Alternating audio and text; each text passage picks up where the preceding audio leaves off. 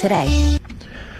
Strong ocean rip currents along the mid-Atlantic coast make for hazardous swimming conditions. This comes in the aftermath of 2 hurricanes. Rip current warnings remain in effect from New York to North Carolina. Several deaths were reported and hundreds of other swimmers had to be rescued by lifeguards during the Labor Day holiday weekend. The National Weather Service urged swimmers to use extra caution and only swim in areas where lifeguards were present. Officials say the dangerous currents were spawned by the remnants of Hurricanes Franklin and Idalia. John Scott reporting. A Greek island ferry captain and 3 of his crew members facing homicide charges over the death of a tardy passenger.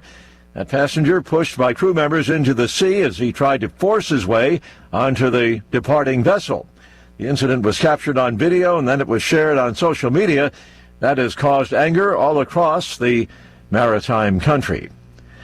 News and analysis at townhall.com. Airbnb has stopped taking some reservations in New York.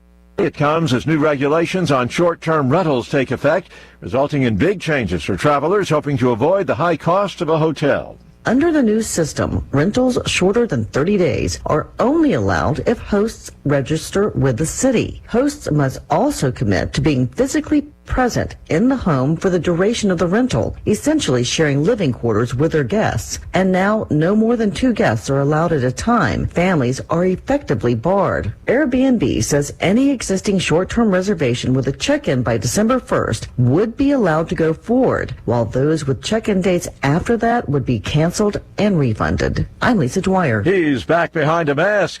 No joke. Since the First Lady tested positive for COVID-19, President Biden is once again wearing a face covering. More on these stories, townhall.com.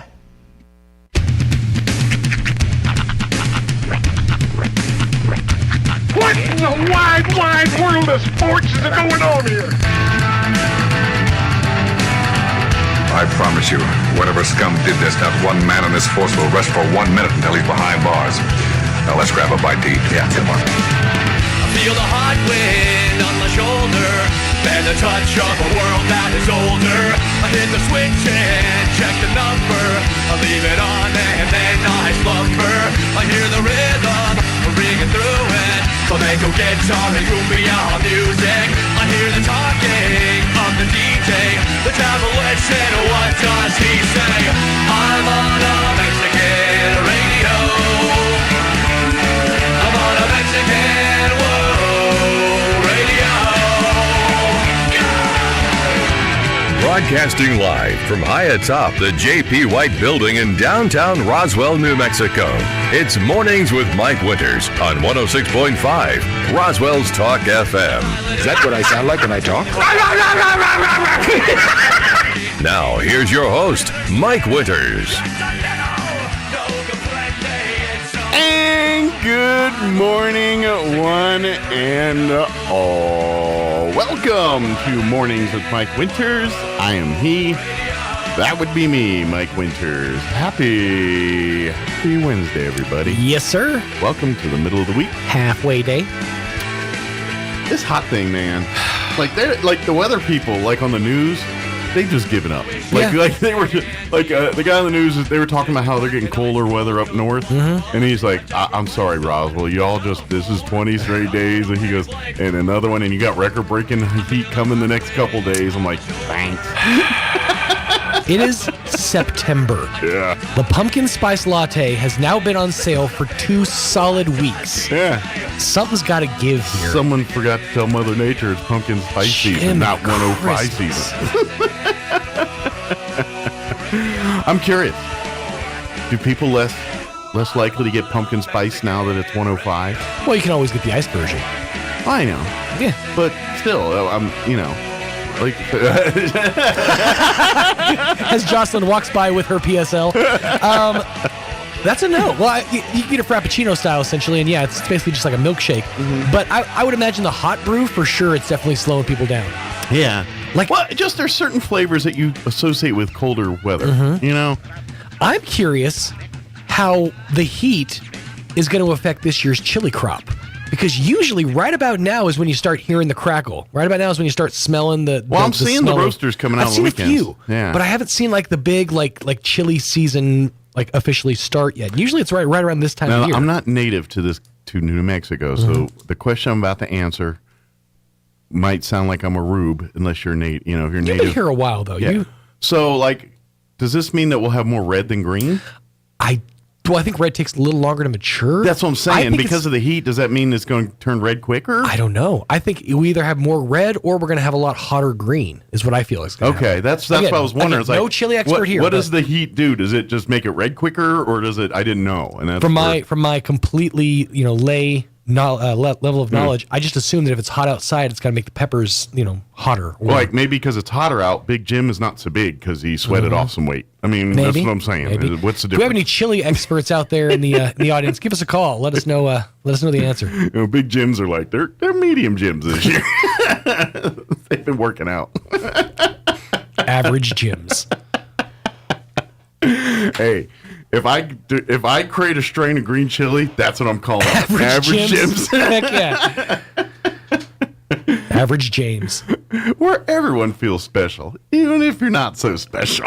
Average Jims. It's funny how you can make somebody feel a certain way about themselves just by changing their name. Mm-hmm. Like I have a friend of mine he goes by James. He always has, but ever since he started hanging out with our group, every time he walks in the room, I go, Jim. It's totally changed the dynamic of he's like, I'm Jim now. Yeah. I'm not James anymore. I'm Jim. Can't wait till he gets to be Jimmy. Well, my dad was a James. Yeah. And so I called him Dad. So it was always, but it was weird to hear people call him Jimmy. Mm-hmm. But his family called him Jimmy because he was the youngest of the group. Right. So his brothers, sisters, they all call him Jimmy.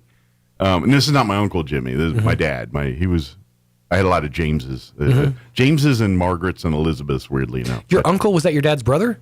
No, my mother's brother. Oh, okay. So that's ironic. Now, my mom had a brother and a sister. Okay. She's the oldest. And she has a sister that's the youngest, and Jim, the infamous Jim of which I speak on the radio, was the middle brother. And then my dad, he was the youngest of 5.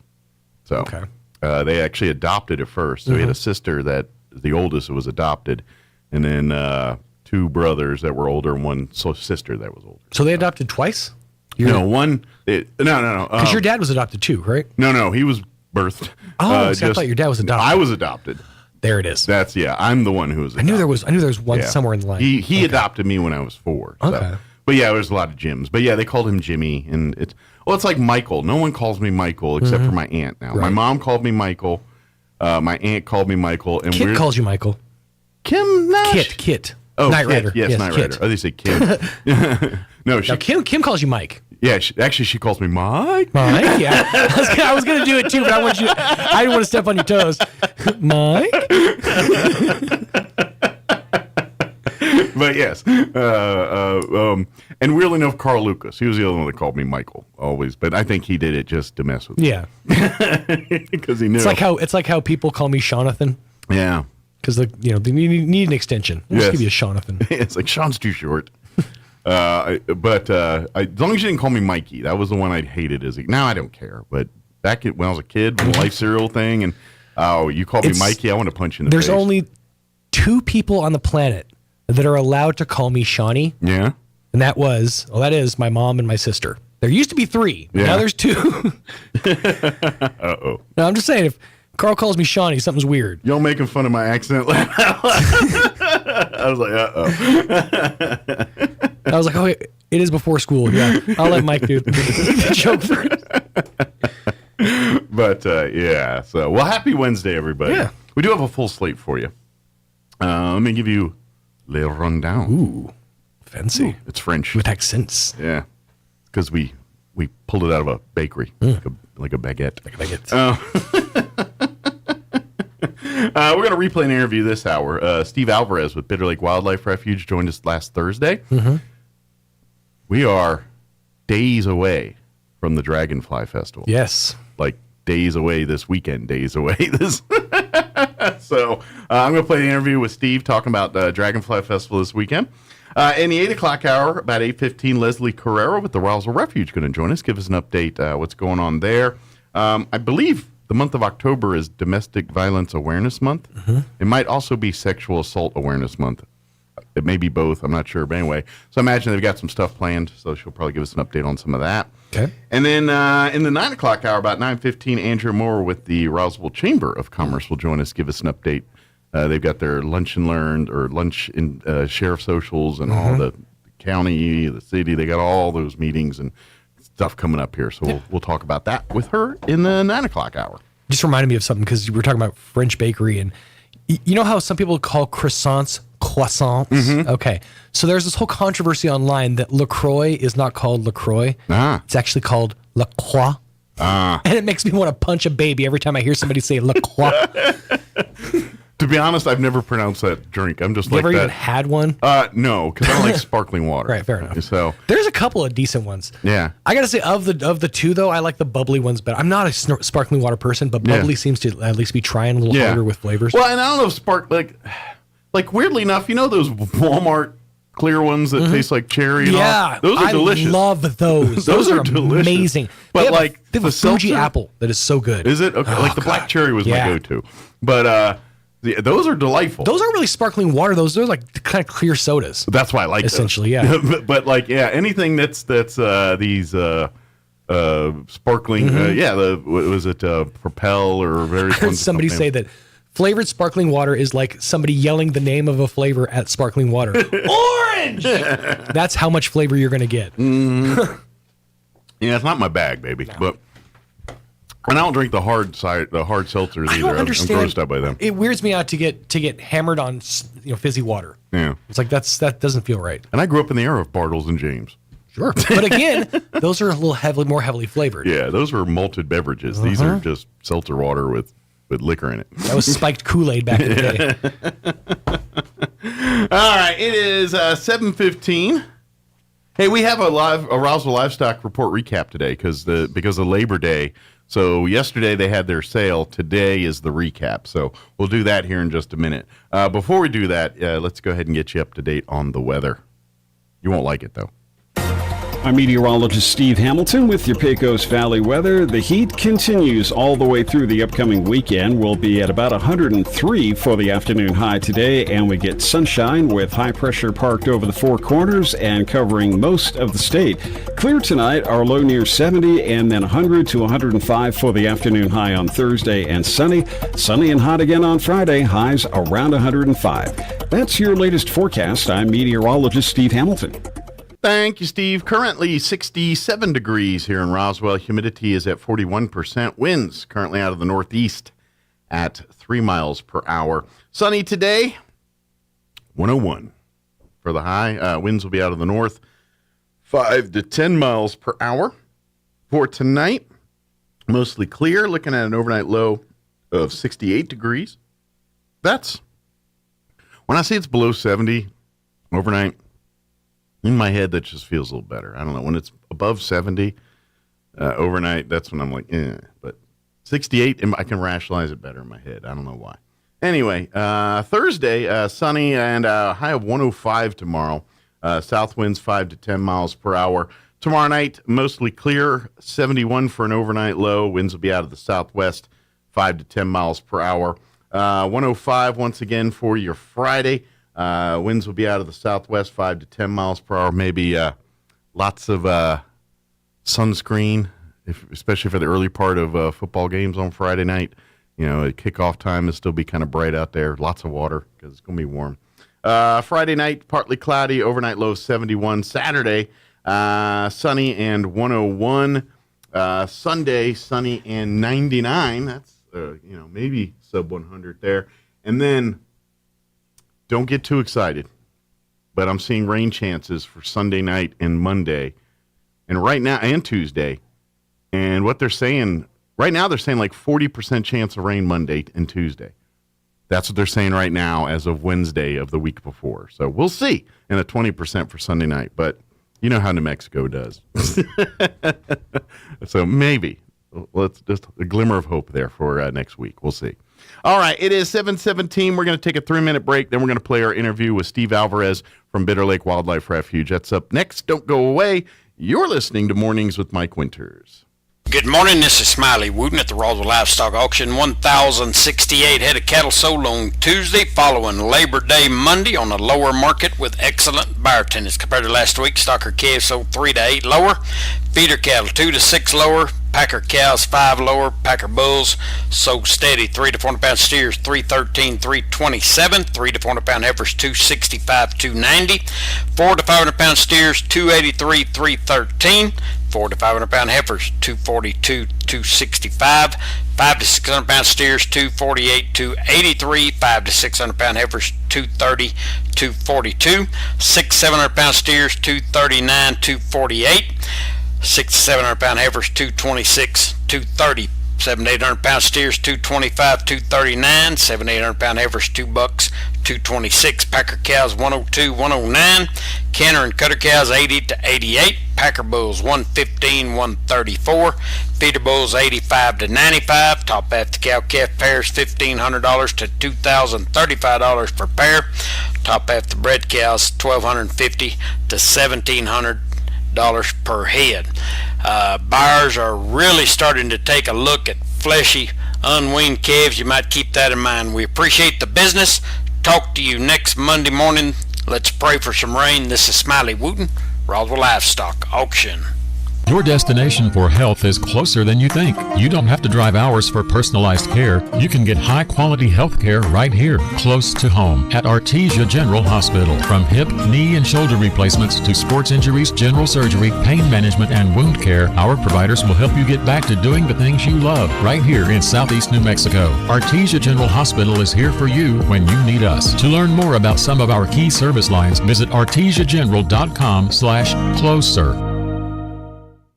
Oasis Computers has been Roswell's trusted source for home and small business computers for over 30 years, and they continue to be your best resource for computer repairs, operating system upgrades, web root managed antivirus, special orders, and more. Oasis Computers is now open from 8 to 1, Monday through Friday to better serve you. Service calls by appointments and after-hour appointments are available too. And stop by morning. Oasis Computers at 1703 North Garden or call or text 575-625-9141 for even faster service.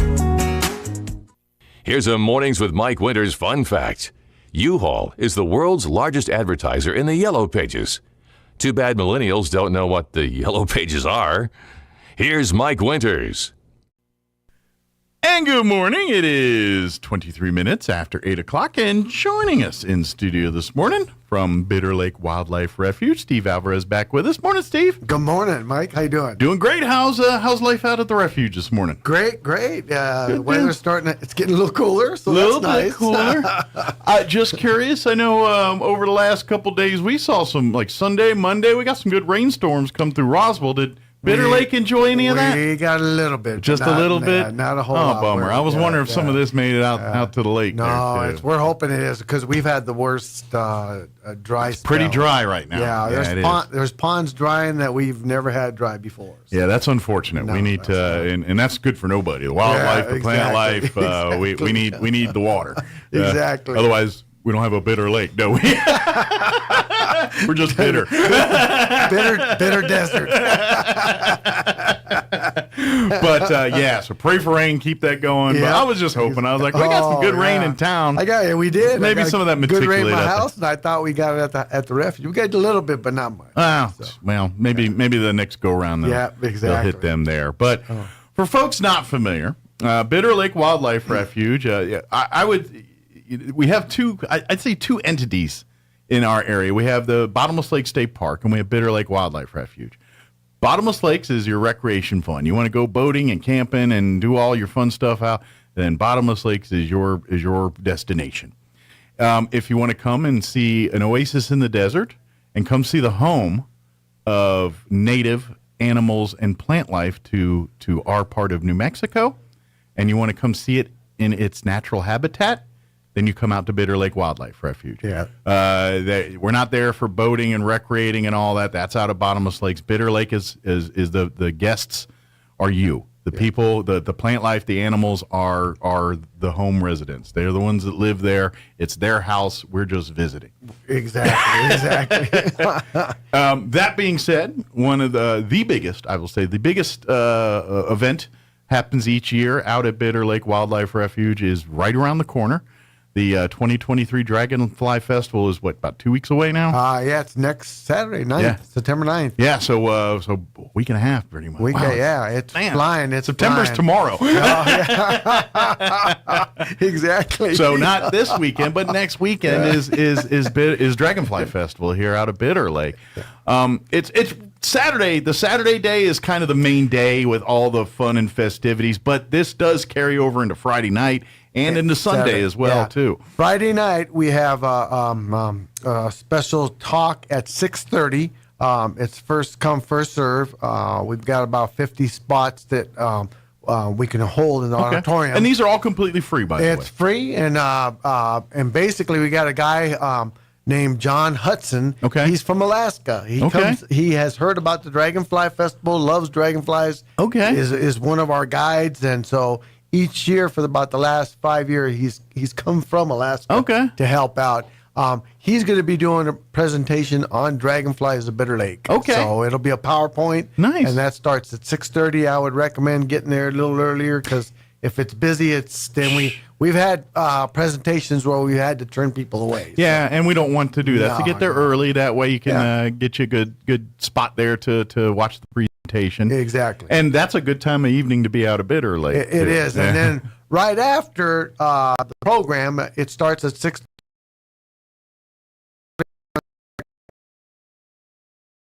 7:30, 8 o'clock. The Roswell Astronomy Club is going to be out there doing some stargazing. Yeah. So they've done a great job the last 3 or 4 years. It's been real popular. Yeah. And so, knock on wood, it's a clear night out there. We've had to cancel a couple times because it's overcast, but on those beautiful sunny days, nice clear skies at night. Yeah. It's really nice. Speaking of astronomy, I did get a chance to see the blue moon last night. I don't know if people got a chance to go out and see that. I saw it last night. And it's not blue, by the way. No. That's just what they call it. But it's the closest the moon's to the Earth here in, I don't know the time frame, but it's very close. And last night it was big and bright. I think they say it was like every 25 years. Yeah, something like that. Something like that. So, hopefully people stepped out last night and got a chance to see that. Yeah, it was cool. I don't think you have to worry about that on Friday, which actually is a good thing because that probably hide some stars with that big old bright moon out there. Well, and that's good that you mentioned because the Astronomy Club likes going out there because we don't have very many lights out there. You don't have the light skies. pollution. Yeah, exactly. So it's a really good place to go stargazing. Yeah, now we're blessed out here in New Mexico. I grew up in Maryland, D.C. area, and you have to drive a little farther to get less light pollution and things like that. Oh, yeah. You know what I mean? Yep, exactly. Back east. We're kind of blessed here. Roswell, but when you drive a mile out of Roswell and get into where it's not the city, the skies open up to you. It really does. It is amazing. And so come out to Bitter Lake and see that. And like you said, now you're going to have people that are experts. Yeah. And the Star Watchers, even if you've never done it, there's going to be a lot of people that Star Watch and know about it. Exactly. They can teach you about what you're looking for and what you're supposed to be seeing. And the Astronomy Club's going to have a couple of events this year. And they're going to be having, the solar eclipse or something. Okay. Is going to be in October. Yeah. We're going to have a presentation the week before at the Visitor Center, and that'll be about the... I saw in some of the convenience stores around town, you can buy the glasses.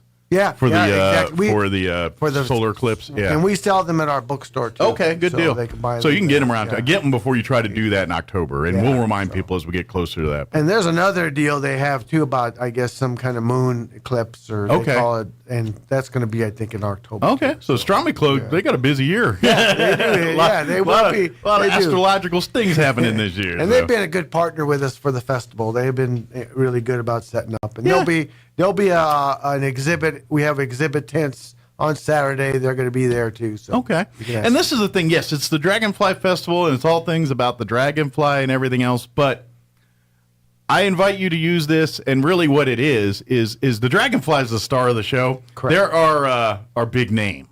There are I don't know, Bob Hope. But we're hoping you come to see Bob Hope, and then you get there and you get to meet all the other cast. And what I mean by that is see all the other beautiful plant life and wildlife that call Bitter Lake home. And the Dragonfly they're cool and amazing, but that's the tip of the iceberg. And it really is. And it is the whole idea, like you said, is that the dragonflies are the draw. We have over 100 species at the refuge. But again, like, people, the whole thing was to teach everybody locally that, hey, right next door, you have something that's real unique. It's really biological rich. Yeah. I worked at 8 national parks and several other state parks. And this, by far, has one of the richest biology that I ever. I've been in Hawaii, and Grand Canyon, and in Virginia, Shenandoah, and like I said, for a small area, this thing is just packed with. That's really cool. Species. More activity per pound here, kind of thing per capita. And we even had when we built our visitor center, we had a freelance photography. Videographer that they did work for National Geographic. Okay. And they came here and filmed for our orientation, and they were just blown away. We were supposed to probably keep them for maybe a month or two, and they ended up staying for like a year filming things because they were just blown away. They opened up the can of worms man, there's a lot more here than we thought. Exactly, yeah, that's awesome. Exactly. So and here's the part that maybe you slipped past it.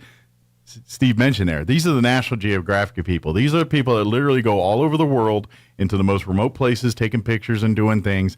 And they were fascinated. Oh yeah, by Roswell or by Bitter Lake. They were fascinated with just wildlife and biology, just in general. And they were just like. But the level of what they've seen. Oh, they were just so that's thrilled. Impressive that they're impressed. You know what I mean? Exactly. And they left us with a good. If you've never seen it, we have a really good orientation film that they put together.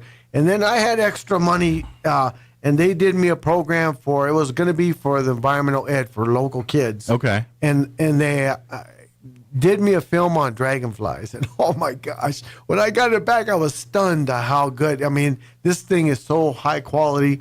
And we show it on request if you go to the visitor center. Okay.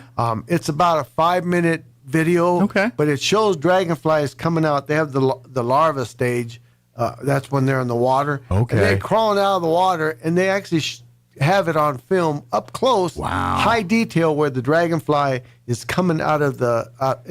It's basically coming. It's changing from like a beetle type thing, into a flying insect, and it is really, really cool. That is cool. You know how much patience that took to probably film that? It took them a long time. They actually set it up in a kiddie pool in one of our rooms. Okay. They kind of made it look like a marsh area, and he kept trying to film the thing, and the dragonfly would come out of the water and see him, and then go back down. And so his camera shot. He put his alarm clock for 2 a.m. because they come out, they merge, they transform at night. Okay. And so when he came back to go film, the dragonfly had already done its thing, and it was flying around the building. Oh man! So he had to go get another dragonfly. Like, man, start over. Oh, he did. I don't think that one wanted to be on camera.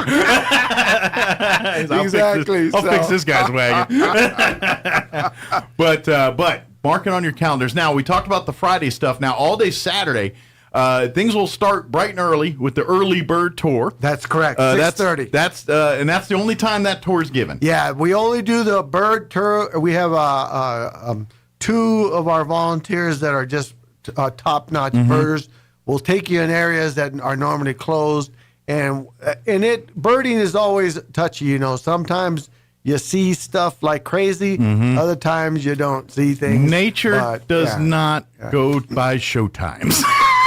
But we do have over 350 species of birds have been spotted at the refuge. That's how much biology, and we've had birders come. I had a former coworker that I had in Florida. I didn't realize he was working in Albuquerque, and he came through, and I happened to see him bird watching at the refuge. That's cool. And he told me, he goes, "Man, this is like a little jewel." He was so impressed with all the birds. So that is so cool, and it's right here in your own backyard, folks. Yep. Right here. So take advantage of it.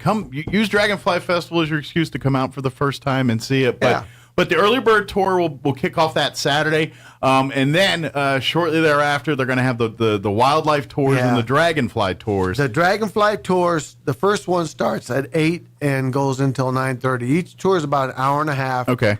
They're free. Basically, you got to make reservations. Yes. Call 575-244-6256. Let me repeat that again. It's 575-244-6256. And all you got to do is call and make reservations, and we'll hold you a spot. They fill up quick, so you might want to do it as soon as you can. Yeah, don't delay. Get it done now. Especially early bird tour where there's only one of them. Exactly. It's really limited, so first come, first serve and all these. And they fill up really fast, especially the last week. It's going to start going. Yeah, and we're getting close to crunch time. So that phone is going to start ringing like crazy. And then sometimes, depending on overflow, you'll do some of these tours on Sunday till about noon or so. Correct. Too, Yeah, for wildlife and dragonfly. Yeah, if we're full, we just do the dragonfly one on Sunday. Oh, just dragonfly. I'm sorry. On Sunday. Okay. So the dragonfly tour is basically you go with a guide who knows a lot about dragonflies, and they stop and they net some dragonflies. You'll see them up close. They'll tell you the species, and they'll tell you everything you want to know about dragonflies. Yeah. The wildlife tour is done by our biology and our biology technician that we are there, and they'll take you out. They'll start, the first one's at 8, 9:30. It's different than what you see with the dragonfly. They'll take you around the refuge. They talk about how we manage for different birds. Okay. We got an endangered species program out there. So it's kind of like how the sausage is made out there. Exactly, a little bit. exactly. So, Gotcha. Those are good. We've got our veteran biology. He's been there about 3 years, so Good deal. he'll let you know. So maybe in years past you caught one and missed the other. Well, now you can catch the and you could do both. You could catch an early one either way, and then bring some good walking shoes up. Yep. Because you're going to get to see a lot of the refuge, and so. And then the other things that you probably want to put on your schedule is that at 11 o'clock we have a person who's going to be doing a birds of prey presentation. Okay. She does a really good job. She's a teacher, well, I think a former teacher now, but she has a couple of rehab birds that brings some beautiful owls and some hawks. I think she has a turkey vulture. So the kids, it's great up close. She's really, like I said, she's really, really good. That's at 11 a.m. and that's first come, first serve. So I would get there probably 10:30 or. Well, anytime you want to see birds of prey up close, this is about the best, safest way to do it. Any other way, you just sit from a distance or watch it on TV. That's right, exactly. You don't want to get clawed. Yeah, the birds of prey are pretty tough. Even the smaller ones are pretty tough. Exactly. Yeah. And then at 2 o'clock, we have a bat program. A guy will be talking. He brings some small bats, and he has I think he does a slideshow, but he'll do presentations on bats of New Mexico. Oh, cool. And he's really, really good too. We've had both of those come back by popular demand. And Good deal. Yeah. Those Well, and we talk about the natural wonders of this region. We cannot not mention Carlsbad Cavern. Yeah, exactly. Well, and that's good you mentioned those, because we do have a large exhibit tent with a lot of conservation people there. There'll be Carlsbad Caverns, Guadalupe National Park. We'll have a lot of different variety of wildlife refuges. Yeah. The Fish and Game of New Mexico, they are our partner too with this, and they do a big job on. They have a fishing tank for kids. Yeah, that's been kind of a tradition too. Oh now, yeah, that's sweet, because the kids will catch either catfish or trout. Yeah. Normally it's catfish, and so it's a hoot watching the kids. Well, and I think them. because it's in the pond there, the pool or whatever, it's a higher success rate of catching. So if you're trying to get your children into fishing, and I'm guessing the hardest part about getting them into fishing is not having success, and because I think you need to catch a fish to be into fishing. If you don't catch a fish, you're not into it. Yeah, so this gives them a high probability of catching a fish and experiencing that joy and all that cool stuff. And they have done a wonderful job. I mean, they've been with us since the beginning of 2001 and 2000 when we started, and so they'll have the fishing tank. They have an archery range that they're going to have. They'll have a couple other stuff out there. Okay. There'll be exhibits. So it's really kid friendly. Yeah. Bring your kids out there. Everything's free. In fact, if you call us now, get a ticket for your child. Okay. The ticket is free. And at 12 o'clock, you're going to present a ticket to different stations. Okay. And you'll be able to release a live monarch. We have that was someone's going to ask you to get into the monarch release. Are we doing that this year? Okay. 200 monarchs that are captive raised. Kids love this. It's a lot of fun. If you want a cool little fun thing for your kid to do, call up and ask for to get a ticket. And let them release one of the monarch butterflies. It's a lot of fun. It is, and the kids get a good photo op with the kids, so it's and great. If you missed some of our previous conversation with Steve and Don, and we talk a little bit about those monarch butterflies, and I haven't mentioned it on this program. I usually do every time, but people need to be reminded that the Bitter Lake is a pilot flying jay for the wildlife as well too, and so it's, and what I mean by that, it's a rest stop when they migrate north or migrate south on the seasons. Correct. Bitter Lake is that place where they go and fuel up and rest up and get ready for the next leg of their trip. The monarchs are very much a part of that. They are. We have the Friends of Bitter Lake have established a butterfly trail over the years, and we have noticed that we're starting to get different butterflies arriving now that we didn't have because our plants are getting more mature. Good deal. So it's been more working attractive out. to these the different species. We'll get some monarchs that come in and they lay their eggs on the plants, and you'll get little larvas on there. It's just like rest stops for y'all. It's like, ooh, that one doesn't look as nice as that one. Let's go to that one. It's for them. It's like, oh, it's looking nice. Let's go to that one. And the cool thing about monarchs is that like birds, they migrate and then they go back and forth. Right. Not all of them, but a big good portion of them. Sure. Monarchs, it's generations. They'll lay their eggs somewhere. They'll mature, fly for so many miles, stop, lay eggs, and then by the time they get to Mexico or in their rest area, it's been 2 or 3 generations. Yeah, there's a batch of the monarchs that were put on this earth certainly just to get the flock from point A to point B, and that was it. Yeah, that's all their purpose crazy. is. Exactly. And then they succeed and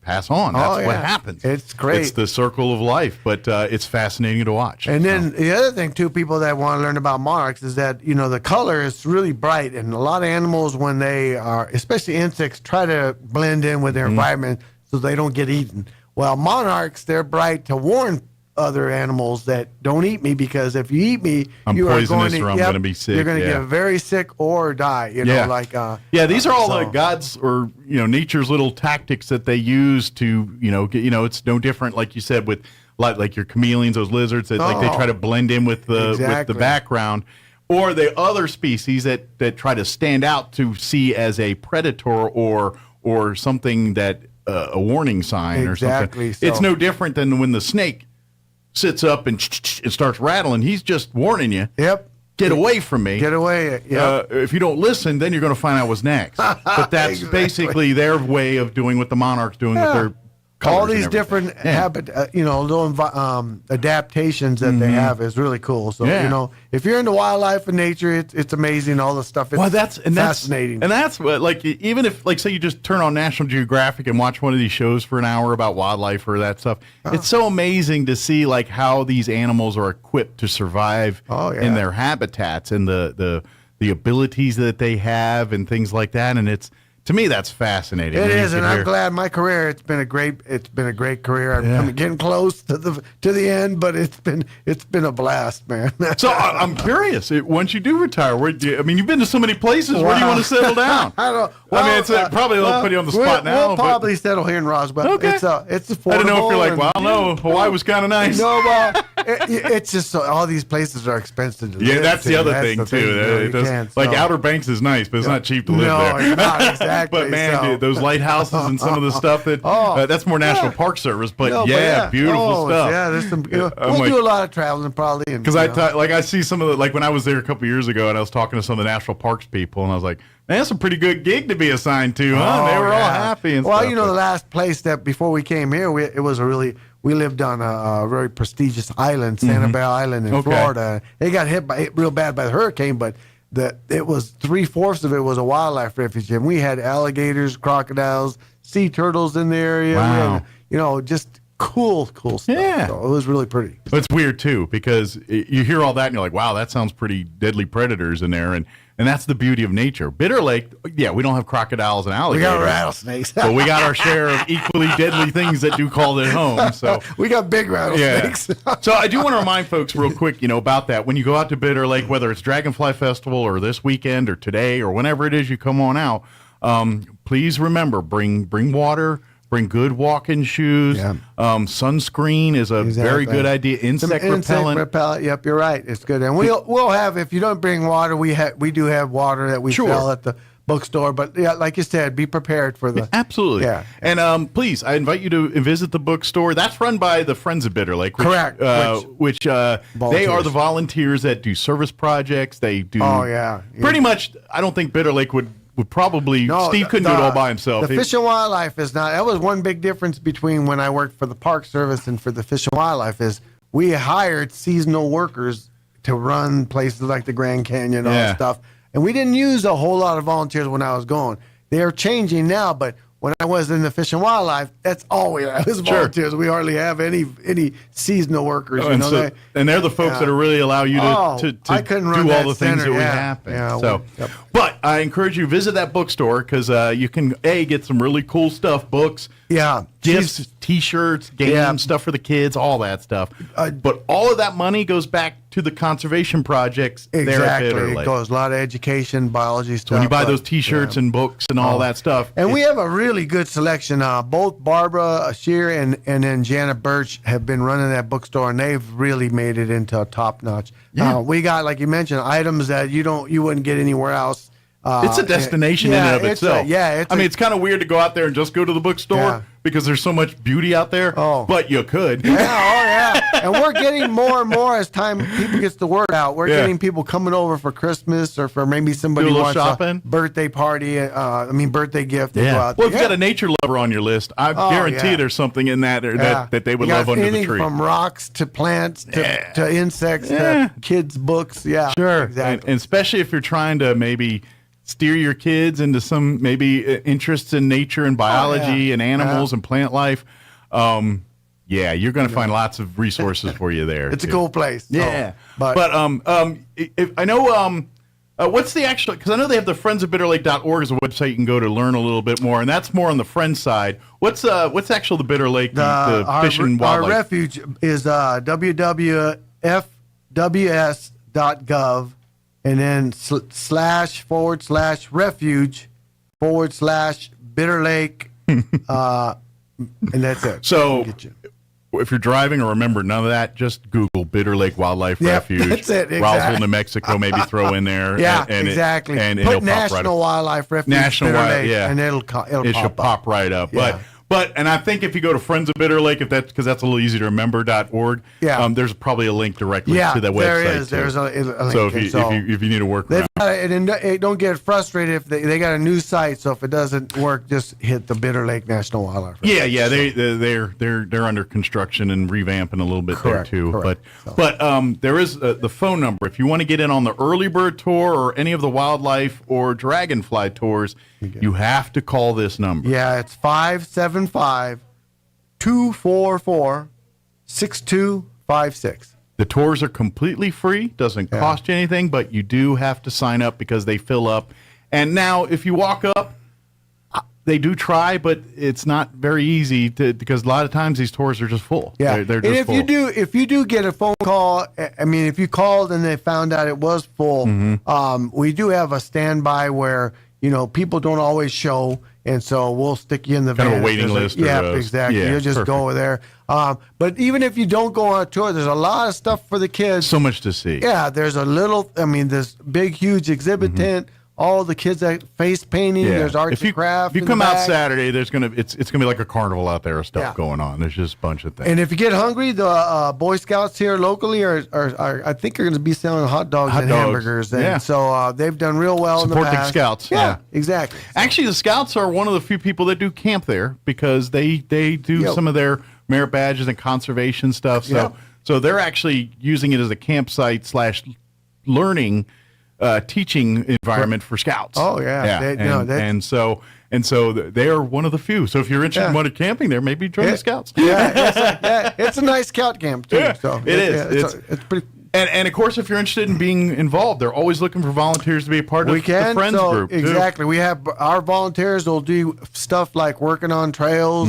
Some people will help manage help run the visitor center, talking to people coming through. Being kind of docents or ambassadors a little bit, And some of them work with the biologists. They'll do bird surveys. In fact, most of our bird surveys are done by volunteers. Yeah, a lot of the taking statistics and monitoring stuff. Exactly. So if you love doing that kind of stuff and want to, get involved and looking, or maybe you love working in outdoors in your yard, but you've done all your projects and your spouse won't let you do anymore, and you're like, I need some more projects. Come Friends of Bitter Lake, they've got all kinds of wildlife conservation projects. They can get you in the dirt, no problem. And you had asked me what I'm going to do retirement. I probably will help with the butterfly trail. You gonna be a friend? Yeah, I'll be a friend. Nice. Friends of Bitter Lake. He's like, now I can wear. I don't have to wear the shirt. I can wear a cooler tank top. There you go. That's right. The blue hat. Something that keeps me cooler out here, But please, not this weekend, but next weekend is the Bitter Lakes annual Dragonfly Festival. Kicks off Friday night with the actual Dragonfly first come, first served discussion, presentation, and then the stargazing right afterwards. 6:30 the next morning, the early bird tour, and then 8 o'clock the other tours start, and then everything else will get all underway probably around 8 or 9 or so. Yeah, well, and we're done. Normally between 9 and 4 is what we have. The best time is probably around to get there 10 to 3 is the most. And obviously it's going to be cooler in the earlier in the day and hotter in the later in the day, so plan accordingly there if you have heat issues and things. It may be a hot one this year, but we'll see. There you go. Knock on wood. Just knocking on wood. So, clear night, relatively cool. Order put in. Not too cool. Not too cool. Maybe 80s. We'll go with 80s. Right. Give us 80s on that weekend and we'll be good. No storms. That's right. If you don't mind, Steve, one more time, give that phone number for tours and things. Okay, it's 575-244-6256. And then don't forget about asking about a ticket for releasing the butterflies. Yeah, for your kids there. It is really, really cool. If you can get the ticket before 12 on Saturday, we'll be handing them out. You're going to have to go to the visitor center to pick one up during next week, but hey, they're free, and the kids a good photo op. Hey, bring your cameras. Bring your phone cameras and because you're going to, I guarantee you're going to want to put your kid releasing butterflies all over your social media and everything. Sometimes it's kind of funny because as soon as they barely get them and they fly. Some are ready to go. Some take it little off. nudging. Exactly. Kids are stunned. They're gone so quick. Yeah, but it's really cool. So please come out again. And then don't friendsofbitterlake.org or just Google Bitter Lake Wildlife Refuge to get to the website. We have other stuff, some other wildlife. I know this year we're going to have the rehab center from, I think it's Desert Willow from Carlsbad. Down in Carlsbad. They're going to be coming down. They're going to bring they have a rehab white pelican. Okay. And I think they they're have going to some bring cool animals. Yeah, they're going to bring some animals there. So it's always nice. Speaking to of see. birds of prey, they got a few in their little stable of rescue animals too. I think, and they might bring those too. It depends on which they bring. Yeah, they read that if you never, it's great. You should go down there sometime. Yeah, but they really rescue wild and use it as educational. I always see like the falcons or eagles and things like that that are teaching kids about them and all that. That's and what our they do. biologist right now has a couple of aquariums and different stops where he has different snakes, different. It might be tarantula, might be certain things that he's going to be showing off. Yeah, trust me, there's going to be a ton of things to see and do out at Dragonfly Festival. Even if you don't get on to one of the wildlife tours or Dragonfly tours, there's just so much to see and do. Yeah. And then it'll give you an excuse to come back next time. Even the visitor center by itself is really nice. You could spend an hour in there just shopping and looking and because there's human history along with natural history. We talk a lot. Exactly. You read up on some of the Native American tribes and their buffalo hunting grounds. All of that Bitter Lake area is part of that. So. We've actually found buffalo skulls in the marsh. They're I imagine they still have from time to time archaeologists go out there and do some digging and things like that. There's lots of parts of that lake that the public, don't really go to, but these folks go in and do their stuff. So All right. Being a friend might get you into some of those, by the way. If you're looking for an excuse to, how do I get in there? Help. Maybe be a friend. That'll be a way to get you into the behind the secret rope there. Behind the scenes. Good. Thank you, Steve, as always. All right. We'll see you Mike. next It was time. good. Okay. Bye-bye. Anytime here. Oh, it's 8:50. Hello. The Roswell Police Department is hosting an open physical fitness test Saturday, September 9th at 9 a.m. Testing will be conducted at the Russ DeKay Soccer Complex, 1500 North Grand Avenue. Testing is free and open to anyone interested in the recruit police officer position or police service aide. The event will also provide a chance to learn about the RPD hiring process and the qualifications. Testing will consist of push-ups, sit-ups, a 1.5-mile run, and a 300-meter sprint. To learn more about the open testing event or career opportunities available at RPD, you can call 575-624-6770. The Roswell Museum announcing the exhibition by Juana Estrada Hernandez, Las Semillas, El Sol y las que sacaron adelante, The Seeds, the Sun, and Those That Brought Me Forward. The exhibition will be on view from September 23rd through December 17th in the Roswell Museum's Donald B. Anderson Gallery. An artist talk is also scheduled for Friday night, September 22nd, followed by a reception in the gallery. You're up to date. I'm Jared Sorello reporting. To get the most out of ChatGPT and to protect yourself from its many flaws, here's how I use it. I'm Kim Commando, brought to you by ExpressVPN. Secure your online data and get 3 extra months free at expressvpn.com/Kim. After months and months of tinkering with ChatGPT, Bing, and Bard, here's what I've learned. You must ask the right questions in the right way. Their answers are always believable, but get this, they're reliable maybe 60% of the time. They're best at coming up with new ideas, not so great for important reports and precise research. Never ask a chatbot just once about how to do something. Ask it a few times, using different phrases each and every time. Never rely on any chatbot for important factual data. They're notorious for just making things up. But when it comes to cooking, feed it what you have in the fridge and it's going to spit out recipes, even pick the best wine to go along with it. Get TechSmart the easy way and join over 500,000 folks with my free newsletter at getkim.com.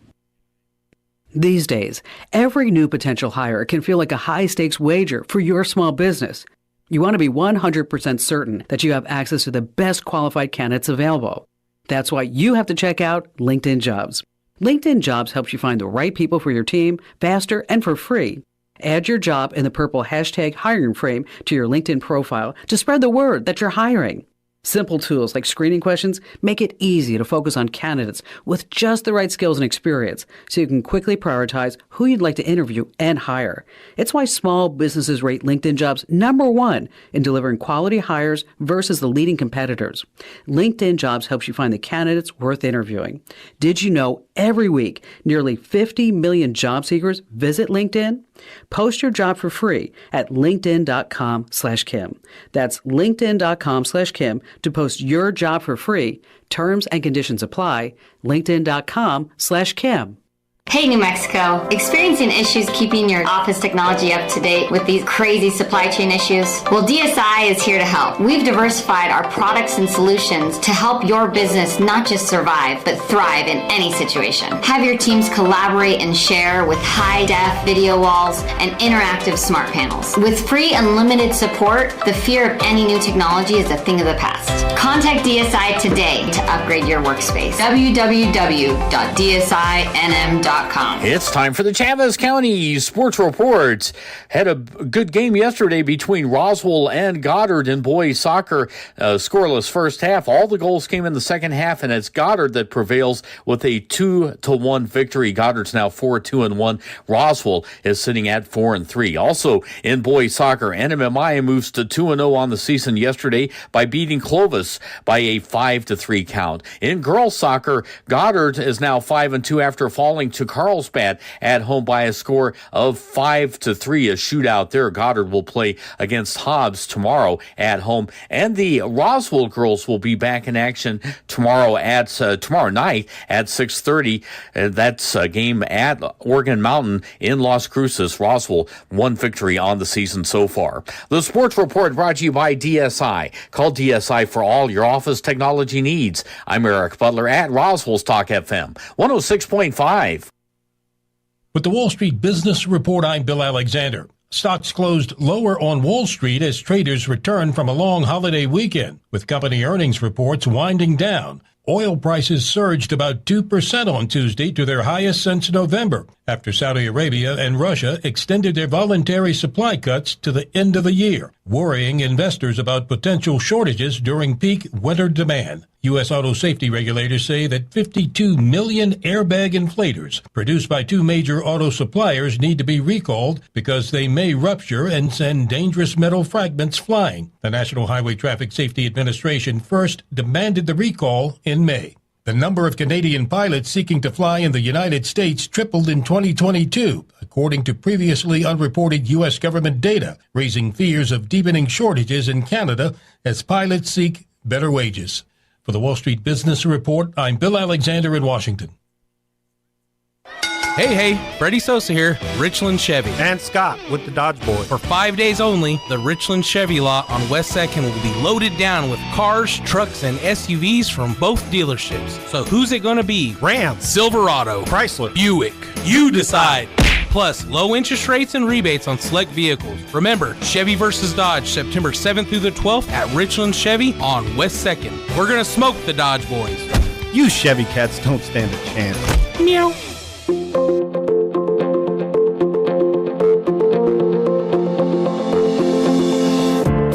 Happiness isn't about getting what you want all the time. It's about loving what you have and being grateful for it. Hi, this is Pastor Troy and Julie Smitherman for The Joy of Marriage. As people, we can get so focused on what we don't have, we don't appreciate what we do have. We can make ourselves miserable, angry, and even depressed by focusing our thoughts and words on the negative. Take a look around and find something to be grateful for that your spouse does. It will change your attitude in your marriage. 1 Thessalonians 5:18 says, "No matter what happens, always be thankful, for this is God's will for you who belong to Christ Jesus." Take it from me, I was such a negative person, but by renewing my mind with God's Word and learning to be thankful, it changed my life and greatly impacted my marriage. If you have any questions or would like further information about the Joy of Marriage Ministry, please go to jomconference.com. Your Goddard Rockets are barreling through the 2023 football season. And coming up this Friday, your Rockets are back on the road, headed to Gallup to take on the Patriots of Miyamura High. Fiero 106.1 FM and KSBPTV.com have got you covered. Join Chris Deck and Chris Roybal for the pregame show beginning at 6:30 and kickoff at 7. Rockets versus the Patriots of Miyamura High. Friday night beginning at 6:30 on Fiero 106.1 FM and online worldwide at KSBPTV.com. Southeastern New Mexico's sports authority, then, now, and always. Your home for Kim Commando in Roswell. 106.5 Roswell's Talk FM, KEND, Roswell, New Mexico. News this hour from townhall.com. I'm Rich Thomason. Former President Trump unloading on the special counsel prosecuting him for allegedly trying to overturn the results of the 2020 election. They created all this fake stuff. They put this prosecutor that's been overturned all the time because of his aggression. I call him deranged Jack Smith. That's what he is. He's deranged. Mr. Trump speaking with the Salem Radio Network's Hugh Hewitt, the former president, insisting that he will continue speaking out despite efforts to stifle him. Mr. Trump's legal team argues former president is being prosecuted for exercising his free speech rights when he openly questioned the outcome of the election. And they say he's far from the first presidential candidate to do so. Although he wasn't at the U.S. Capitol during the 2021 riot, former Proud Boys leader Enrique Tarrio has been sentenced for his role in the unrest. Prosecutors say he orchestrated the uprising from afar, and his lawyers vow to appeal his 22-year prison sentence. Before receiving his sentence, the former Proud Boys leader maintained he was not proud of the storming of the U.S. Capitol, calling what transpired January 6th a national embarrassment. Tarrio pleaded for leniency, maintaining he is not a political zealot. But U.S. District Judge Timothy Kelly said Tarrio was motivated by revolutionary zeal to lead a conspiracy that resulted in 200 men amped up for battle encircling the Capitol. He also noted Tarrio had not previously shown any public remorse for his crimes. and Thomas Washington. More civilian deaths being reported, at least 16 deaths in eastern Ukraine, a Russian attack on a marketplace. Meanwhile, Secretary of State Blinken in Kiev expected to announce another $1 billion in U.S. aid for Ukraine. On Wall Street, the Dow down 132 points. More on these stories, townhall.com. Here's an important message from the Diabetes Solution Center. Do you like pricking your fingers to test your blood sugar levels? No one does, but it's important to maintain your health. And now, by wearing a small remote device called a continuous glucose monitor, or CGM, you don't need to prick your fingers anymore. It's easy to use and helps you make more accurate diabetes treatment decisions. If you are testing your blood sugar 3 or more times daily, injecting insulin, or using an insulin pump, call the Diabetes Solution Center right now. And if you have Medicare or most major insurance coverage, you may be able to get a new CGM at little to no out-of-pocket cost. Shipping is free, and we'll even bill your insurance company for you. If you are testing your blood sugar 3 or more times daily, injecting insulin, or using an insulin pump, call the Diabetes Solution Center right now to learn how to end the painful finger sticks and get your own continuous glucose monitor, or CGM, at little to no out-of-pocket cost.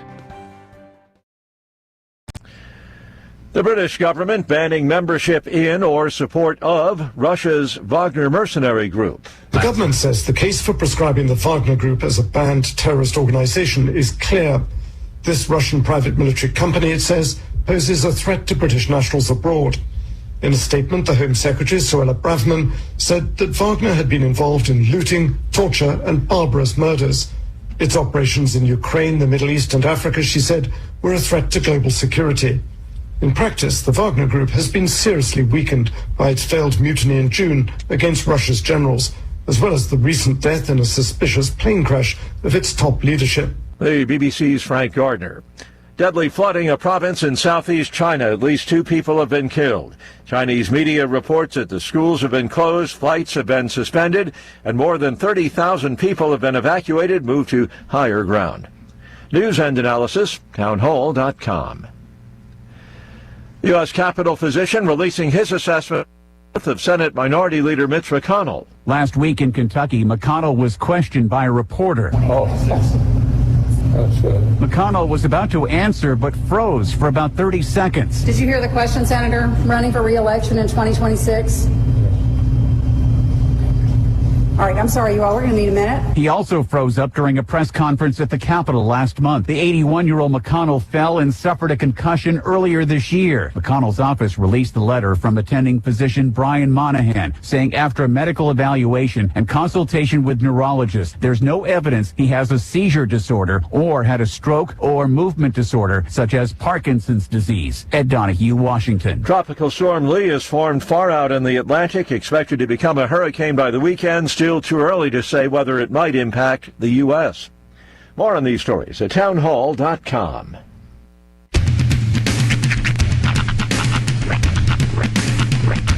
What in the wide, wide world of sports is going on here? I promise you, whatever scum did this, not one man in this force will rest for 1 minute until he's behind bars. Now let's grab a bite to eat. Yeah, come on. Feel the hot wind on my shoulder and the touch of a world that is older. I hit the switch and check the number. I leave it on and then I slumber. I hear the rhythm ringing through it. Flamenco guitar and cumbia music. I hear the talking of the DJ. The travel listen, what does he say? I'm on a Mexican radio. I'm on a Mexican radio.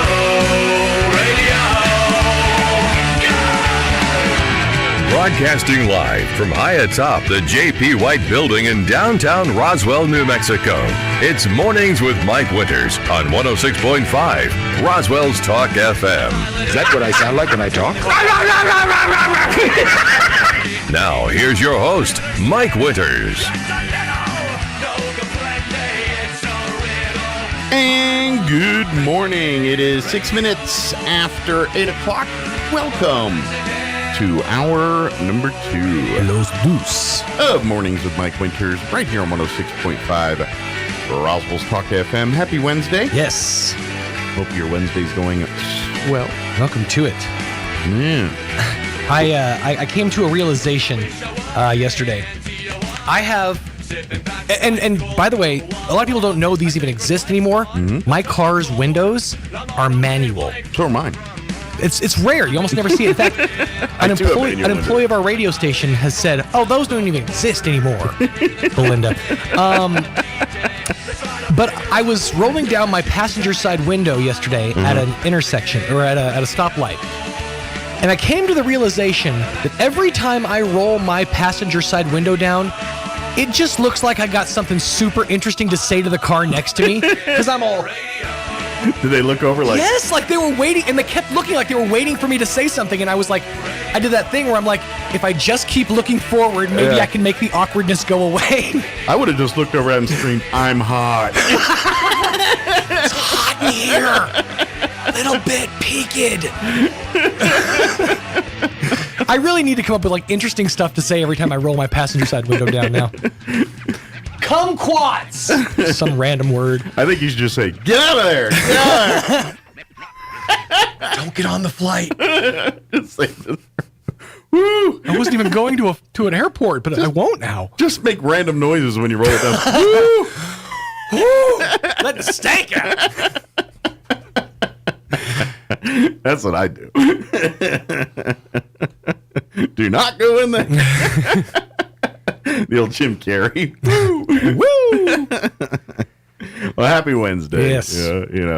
But I too have manual windows. I literally only thing electric. I have like the ability to Bluetooth and all that, and then listen to my. I don't have a nav unit. I don't have electric locks or electric windows. I have all manual. Well, you do have a nav unit because you have Bluetooth and I your have phone. a phone, but nothing built into the vehicle. Right.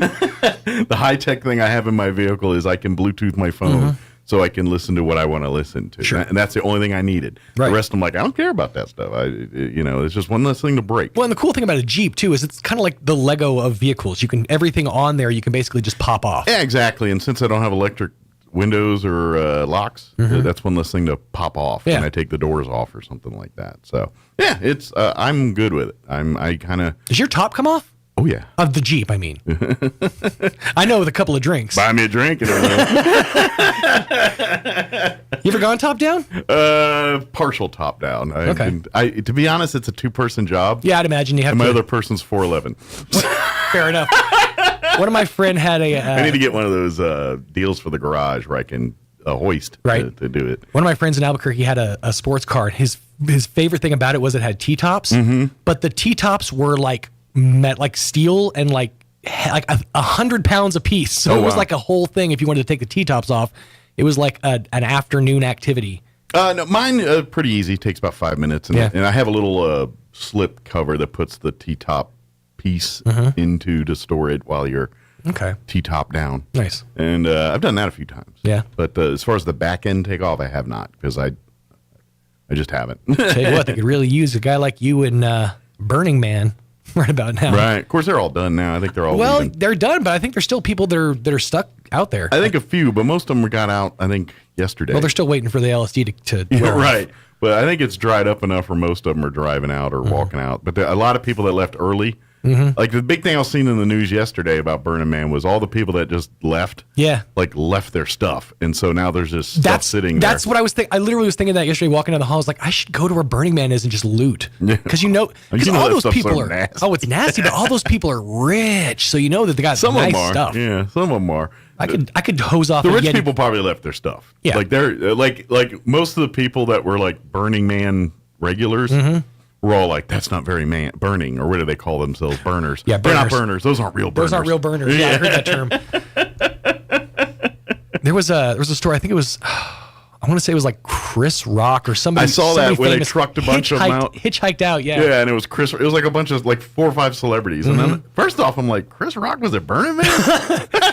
Just driving to is that Kid Cudi? Yeah, I just didn't think that was their bag, man. I figure, rich celebrities don't want to get in dirt and stuff. They want to be out, and of course. That's where a lot of the attractive young ladies were going to be. That's where a lot of the attractive designer drugs were going to be. Look, makes sense. people that are into that, God bless them. Mm-hmm. To me, that sounds like an awful weekend. Oh, of it just absolutely grossness. does. I'm like, I like camping. I don't want to hang out with millions of other stinky people in the middle of the desert with no showers or no nothing. I mean, that just sounds revolting to me. The only time it looks remotely fun is when there's no sun, because that's when you get to see like neon lights and stuff. Yeah, I can see that on video. I don't need to go hang out there. Exactly. I've said the same thing about going undersea. It's like I can watch a video. I don't have to be, even if I'm in a submarine, it's still like watching a video through a window. I don't have to be there to smell it. Right. And people are like, well, you meet all these people. And I'm like, gross. Don't want to touch them. They're all nasty and dirty. And Just a reminder, 2 years ago, we stayed as far away from everyone as possible. Now we're rubbing dirty elbows in the desert. I mean, God bless you. Do your thing. You ain't going to see me there. That's all. I'm like, what's your idea of vacation? Showering? Showering's one of them. Yeah. Even when I go camp, if I haven't done it in 30 years, but what if I do camp? I'm still wanting a place to clean. Right. Can you imagine the amount of trench foot that came out of that weekend, though? Oh. Just everybody just walking barefoot in shin-high mud. I'm thinking STDs, but yeah. Oh, good. Oh. But yeah, no. Yeah. I mean, like even like years ago before it was like uber celebrity bougie, where it was just the burners. It was just the weirdos, yeah. Yeah. No. And the fact that it's gone commercialized, and now it's just gross and a lot of money. Right. It's just like, ugh. Yeah, because you have to pay to get in, right? Yeah, I'm sure it's you're not paying cheap. for the experience. That seems strange. Yeah, and to be honest, it's a lot of desert. Create your own little spot out Sure. there. You want to get dirty and hang out. It's because you want to go do debauchery and stuff in the middle of the desert and not have any recourse for that. I can't really speak negatively too much about it because I do come from the official state home of the bonfire. So that is sort of our Burning Man. Yeah. We're just, burning like, Bud Light boxes and stuff. I don't mind all that. It's living in the desert like animals for a week or whatever long they're there. Yeah. That's just gross. Yeah. Why? Why do you want to do that? Because they have the opulent lifestyle every other day of the year. It's like the one chance they have to get down in the dirt. I don't know, but if I've got freedom, the last thing I want to do is literally get naked and throw my poo at each other. And that's basically what Burning Man feels like it is. I would agree. It's kind of like this in similar vein of that fire festival that happened a few years ago. Yeah, I don't get it. I don't get it. The uber rich will pay a lot of money to feel like us for a second or two. Because they don't have to feel like us for the rest of the time. Tell you what, pay me all the time. I'll make you feel like that all the time. That's what I'm saying. I could facilitate this lifestyle for you every day if that's what you want. Pay me, I'll do it. I'll treat you like an average person for pay me enough. I didn't think about that. I guess if I could open up my home as like an Airbnb to the super rich. Yeah. Come on down, stay in the trailer park for a night. Yeah, it's like, why not? If there's idiots willing enough to pay you money to do it, God bless them. And God bless you. Go take advantage of these idiots.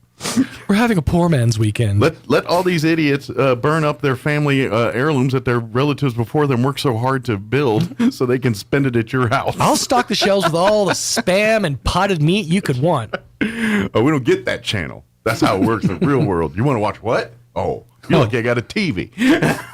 Shut up, Mike. No, I'm serious. I don't have a TV right now, though. Shut up. Tell them. I'm like, this is the way you do it.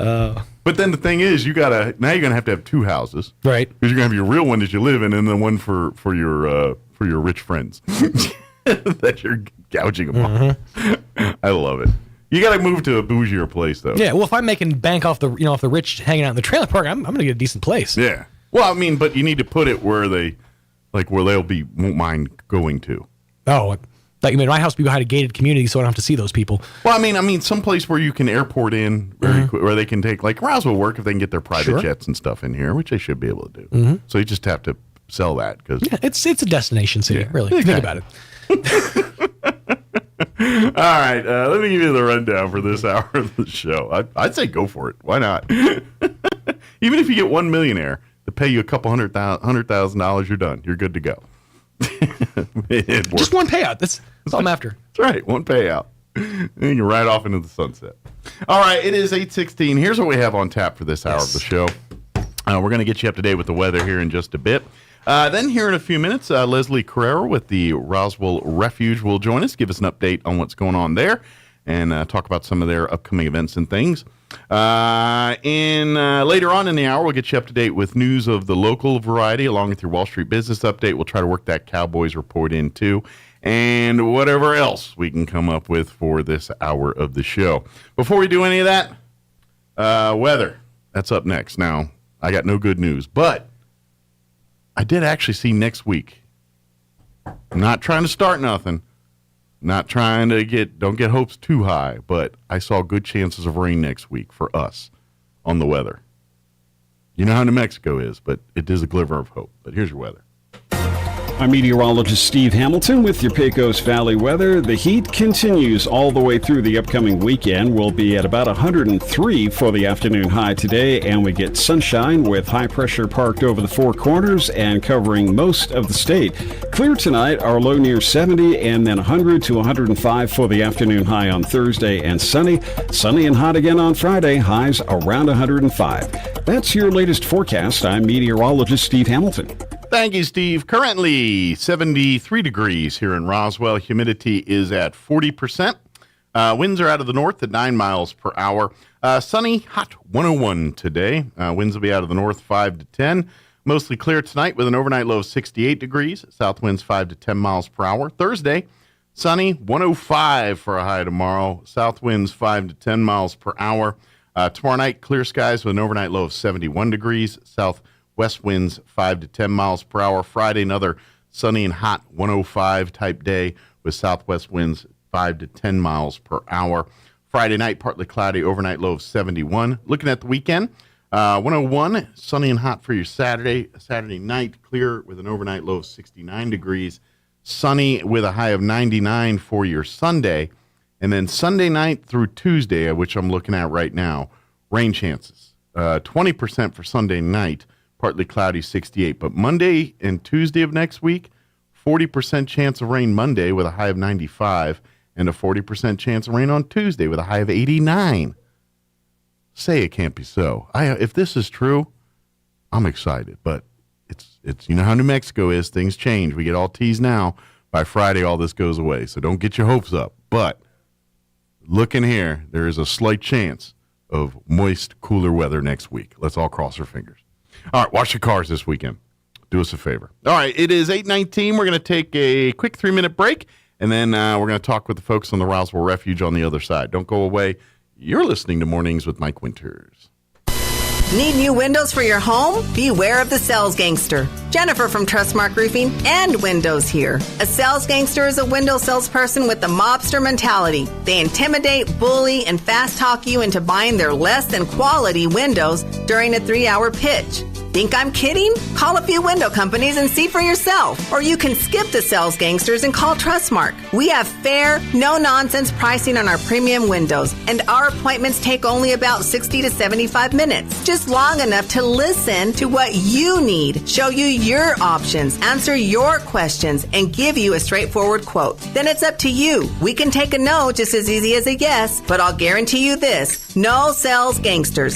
Sound fair? Call Trustmark Roofing and Windows for your no-obligation spring window assessment. 575-755-7663 or visit TrustmarkRoofPros.com. Trustmark Roofing, we put people first.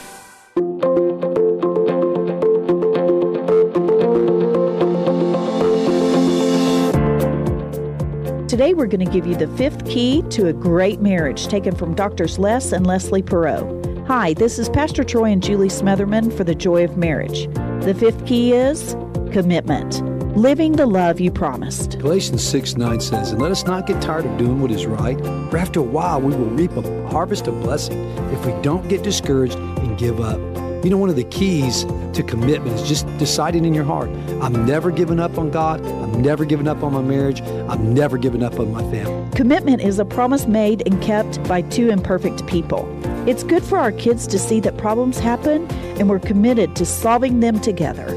If you want all 5 keys to a great marriage, you can go to our website at jomconference.com.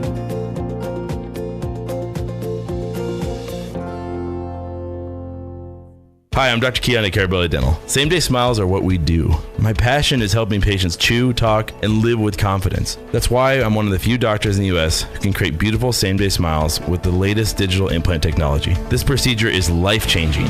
Just ask Sean. Hi, I'm Sean. I've been that voice that you've heard on the radio for most of my life, but I'm also a dad to 2 amazing kids. I've had a million reasons to smile, but in all my old pictures, I was never smiling. Truth is that life of improper care and being dealt a bad hand genetically left me practically with no teeth. It affected everything from the way I ate, the way I talked, and of course how I interacted with people.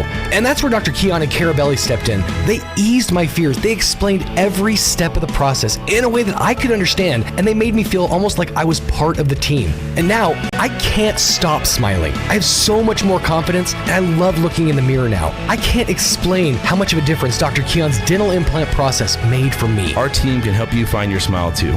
Come see us at Carabelli Dental, 575-622-4455. Here's a Mornings with Mike Winters fun fact. Turtles can breathe through their butts. We imagine you know some people who do that too, because that's where their heads reside. Here's Mike Winters. And good morning. It is 22 minutes after 8 o'clock, and joining us in studio this morning from the Roswell Refuge, Leslie Carrera back with us. Good morning. How are you doing today? Good morning. I'm doing well. Thank you. Good. How's life at the refuge going? Life is busy. Yeah, it's Stays one of those that things. Way, and I would kind of hope one day you come in, it's like, well, kind of quiet over there. That would be a good thing to have. That would be. Yeah, but folks that are not familiar, the Roswell Refuge is a home for victims of domestic violence. If you are experiencing any domestic violence or sexual assault issues, the Roswell Refuge is your source to help you any way, shape, or form you need it. If you need an ear to bend to talk about, they have a 24-hour, 24/7 hotline that you can call to talk to. If you're ready to break away from your situation, they will help you do that. Maybe you're just a person that sees some stuff going on and you're like, don't know how to do and how to handle it. There's a hotline. The refuge is there to combat domestic violence and to provide resources for victims. That's what they do. Yes, and we have a lot of resources, even for people that don't come into our shelter. Mm-hmm. You know, if people just need resources Sure. to speak to other people Absolutely. or get some counseling, we've got some resources on that. And they really do two things. One's the home that actually provides a place for them to live while they get back on their feet. But also part of that is counseling services, putting them in touch with experts that can help them navigate if they need any other kind of government assistance, healthcare, any of that kind of stuff. They help them with that. Obviously, with the actual emotional and physical side of abuse, helping them navigate through that and everything else. But a lot of what they do is successful because of our community. The folks, obviously the nature of the work you guys do is very sensitive, so you can't just let people come in and do things. But by donating items, by coming and doing some work when as circumstances permit, that's the kind of stuff that not only keeps the doors open and keeps you guys able to do what you do, but is actually part of the treatment.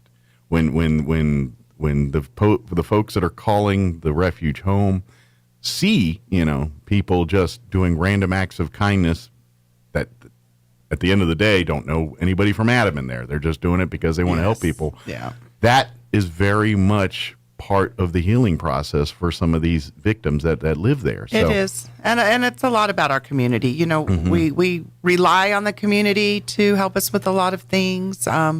Unfortunately, like everyone else in the world, we're going to have some funding cuts next year. Sure. I've been told, at the state and federal levels. So that means the sure about how gonna much, but it's going to be significant over the next 1 or 2 years. Not this year. This year, everything's kind of stable the way it is. Okay. Not that we ever have enough, but it is one of our big funders. We're going to be cut almost 50%, I think, over the next 2 years. See, that's crazy to me. Because 25 and 26, and not to get political here, but the opposite should be happening. Yes, absolutely. When it comes to education, healthcare, and mental health awareness, we should be spending 10 times Right. more money than we're spending right now. And you know, we all know the lack of health care is one of our biggest issues facing, you know, I'm sure not just our community, the nation as we know, Absolutely. but you know, definitely in our community is Well- where we see it. So we're very aware of it. Unfortunately, the less funding that's available for this means the more Band-Aids we're putting on these problems. And we don't need more Band-Aids. Yeah. We need to find solutions here. And that's what we're, but that's not, you know, you guys, Right. you do whether you get steak or hamburger, you're making a meal. And that's going to happen. That's right. And due to the donations and the kindness of the community and other organizations that we work with, you know, we are able, knock on wood so far, to sustain that, everything. keep our doors open, keep our services, you know, at maximum. So people donating, obviously, I will say this, talk to your legislatures about that kind of stuff for the future here. But in the meantime, it sounds like we need the community to step up again here, or get ready, especially because whenever that gap happens, then the community every single time comes to bat and helps fill that gap a little Yes, bit. they really do. And you know, a big thanks to all the people that donate, not just things to our thrift store, but their time and their services as well. You know, lately we've had a good group of folks that have been helping us with things, and we can always use volunteers, even if it's simple things like somebody wants to come help us pull the weeds or cut the grass, or you know, that kind of thing, or give us a little humming help when we need it. I know there's a lot of people that love gardening, and there's only so much gardening you can do at your own places until you're like, all right, I've overkilled here. Right. Come over here, or like you said, if there's any experts in plumbing, electrical, carpentry, there's always projects around the home that could use some work or attention.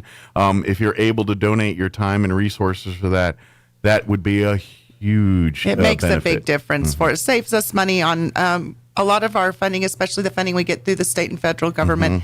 It kind of limits how we can spend it, and capital outlay is something we can't spend it on. So whenever we do have things that go wrong, that falls on us to find funding through other sources and because stuff. the money that's given is and earmarked. that's a big cost. You know, Sure. those things are the kind of things that cost us every year. Well, and I imagine that's because and those are the unexpected costs because you don't know when a pipe's going to burst. Right, It just bursts when come it up bursts. and- You know, yeah. Yes, and while I'm saying that about the community, I'd like to thank Allison's Carpet. They just donated a large amount of carpet to us. So good. We'll be able to see if and when and where we can use that. But Well, and the whole point is to make the home, the refuge home, that word, home. Right. When people come there, they're obviously coming from very extreme circumstances, and the first thing we want to do is give them a sense of normalcy. And sure, being at a home with a bunch of people is not normal, but if we can make the place with, you know, bedding, carpentry, make it feel like a place that's welcoming, not a place that's clinical, then that goes a long way to doing that. yeah, that's a big thing. We would like it to be very feel comfortable and feel safe, and like you said, not institutionalized, not hospitalized. it doesn't look like something. Looks like a home, not an office. And our employees, they're great. You know, they'll break out paintbrushes and cans of paint and go into painting rooms in the halls. And when the kids are, you know, when we've got the kids in shelter, they do a lot of art projects with them and things like that. So we like to hang all that on the walls. So, That's great. I mean, just to make it fun, make you feel as comfortable as possible when you're in that situation. Well, and I guess that's also great for the overall treatment because, you know, not the kids so much unless they too are the victims, which they kind of are in many places. But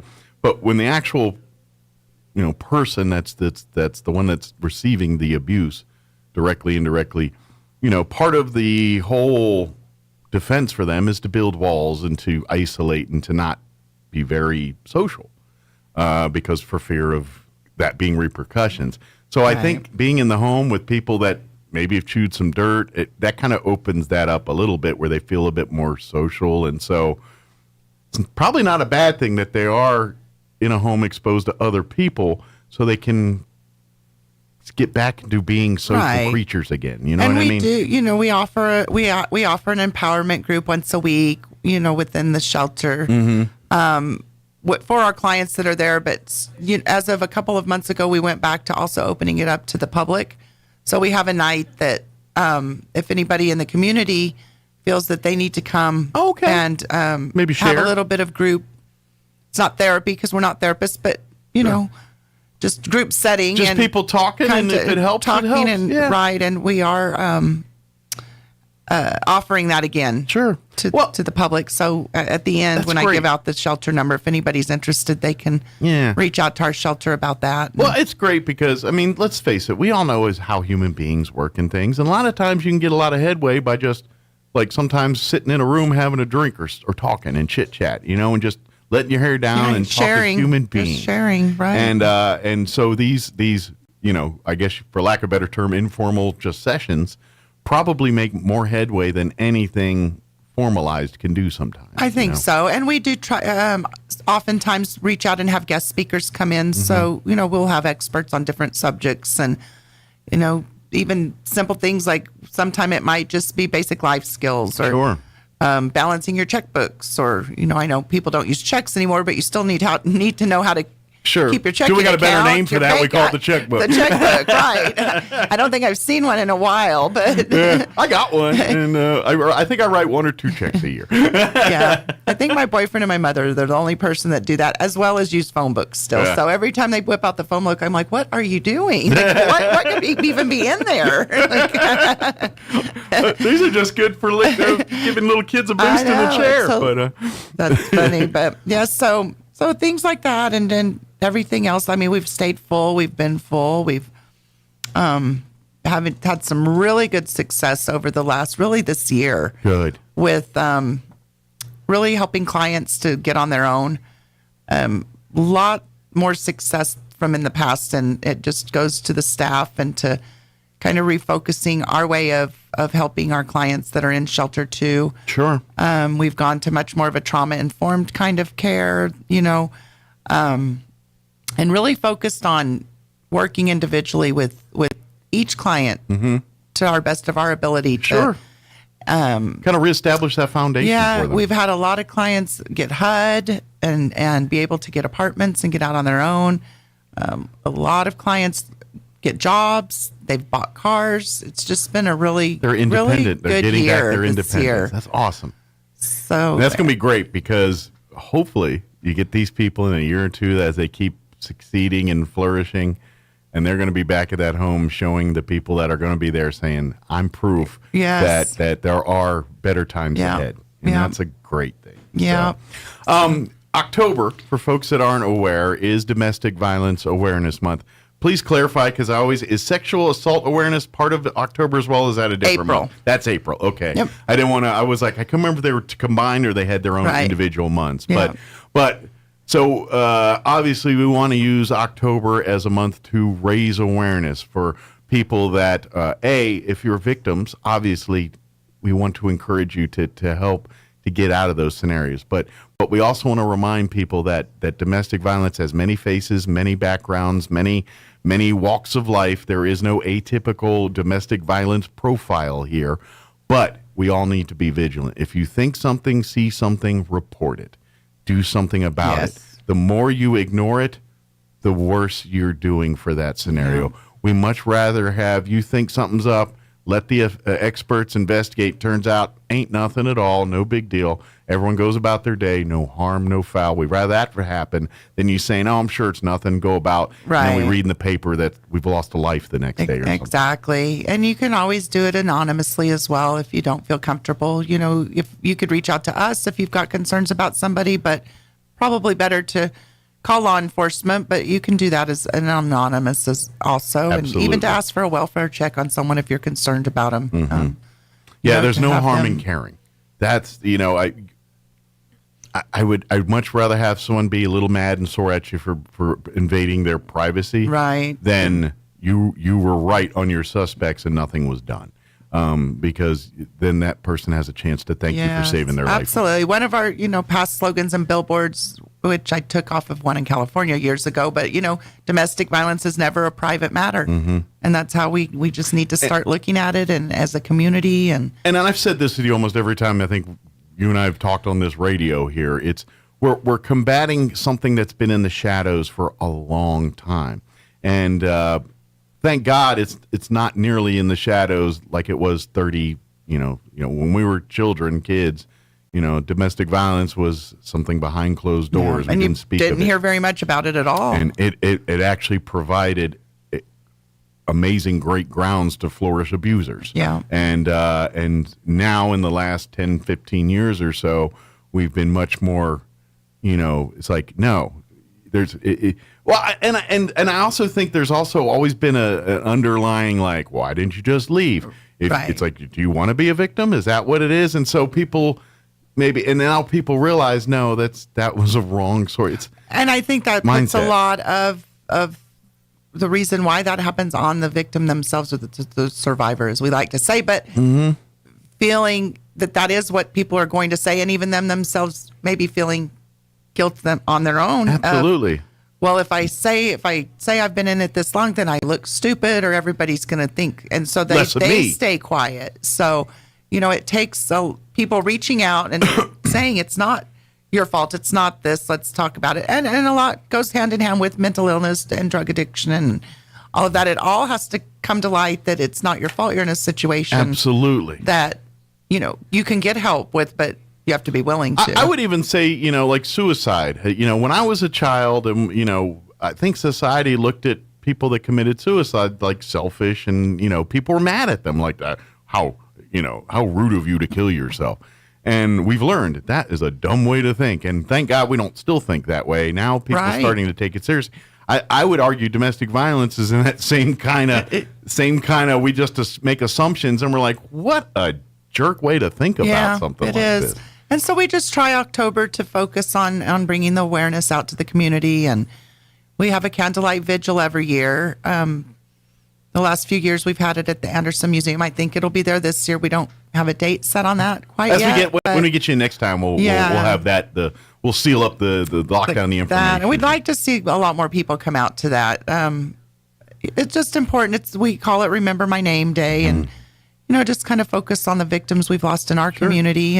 But I would even argue if you're a survivor, come out. Yes. We can make it a celebration. Celebrate those that have broken away from their... And we try to do that. We are fortunate enough to have previous clients and survivors. They'll get up and speak and kind of share their stories. And because that empowers. It's very empowering. Yeah. Very. And we want to raise awareness to put this on people's radar and say, hey, this is a various thing that we all need. I'm going to guess every single one of us have had some form of this impact their life in some way, shape, or form. Even if you don't realize it, like we said, there's a whole lot of different things that go with domestic violence, not just physical. So, and some of it's understanding too, because, we always talk about cycles and people that are abusers. 9 times out of 10, they were probably abused themselves. Hence the reason they're abusers, because if you're raised a certain way and then you go to life,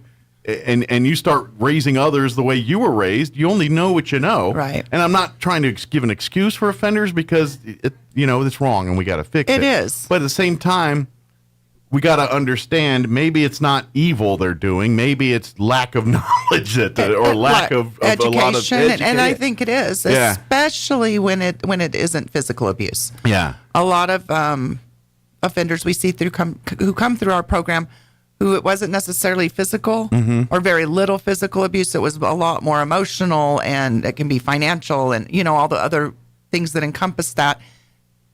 Go through our classes and all of a sudden a light will come on, and they're like, well, I didn't even know that was really abuse. Right. That's what my grandfather did. You just That's thought what my that was father facts did. of That's life. what, and they're like, I see now, how and why that is. So that goes into also wanting to say we have the offender treatment program at our facility as well. And that's what we love, because we got to stop it on both ends. Right. We can't just support the victim without trying to have resources for the offenders and try to figure out why they're offenders and stop them from being offenders. Right. And where most of it is court ordered, we do allow and offer the classes to anybody that wants to come in. Sure. If you want to come in on your own and go through our program, it's free. Sure. It won't cost you I would anything. imagine maybe you have feelings. Maybe you're not physically or emotionally, to your knowledge, abusing somebody, but you're like, why am I always angry? Why do I feel like maybe I need to talk to somebody about this? And we probably have a couple of people a year that'll come through just on their own. Sure. And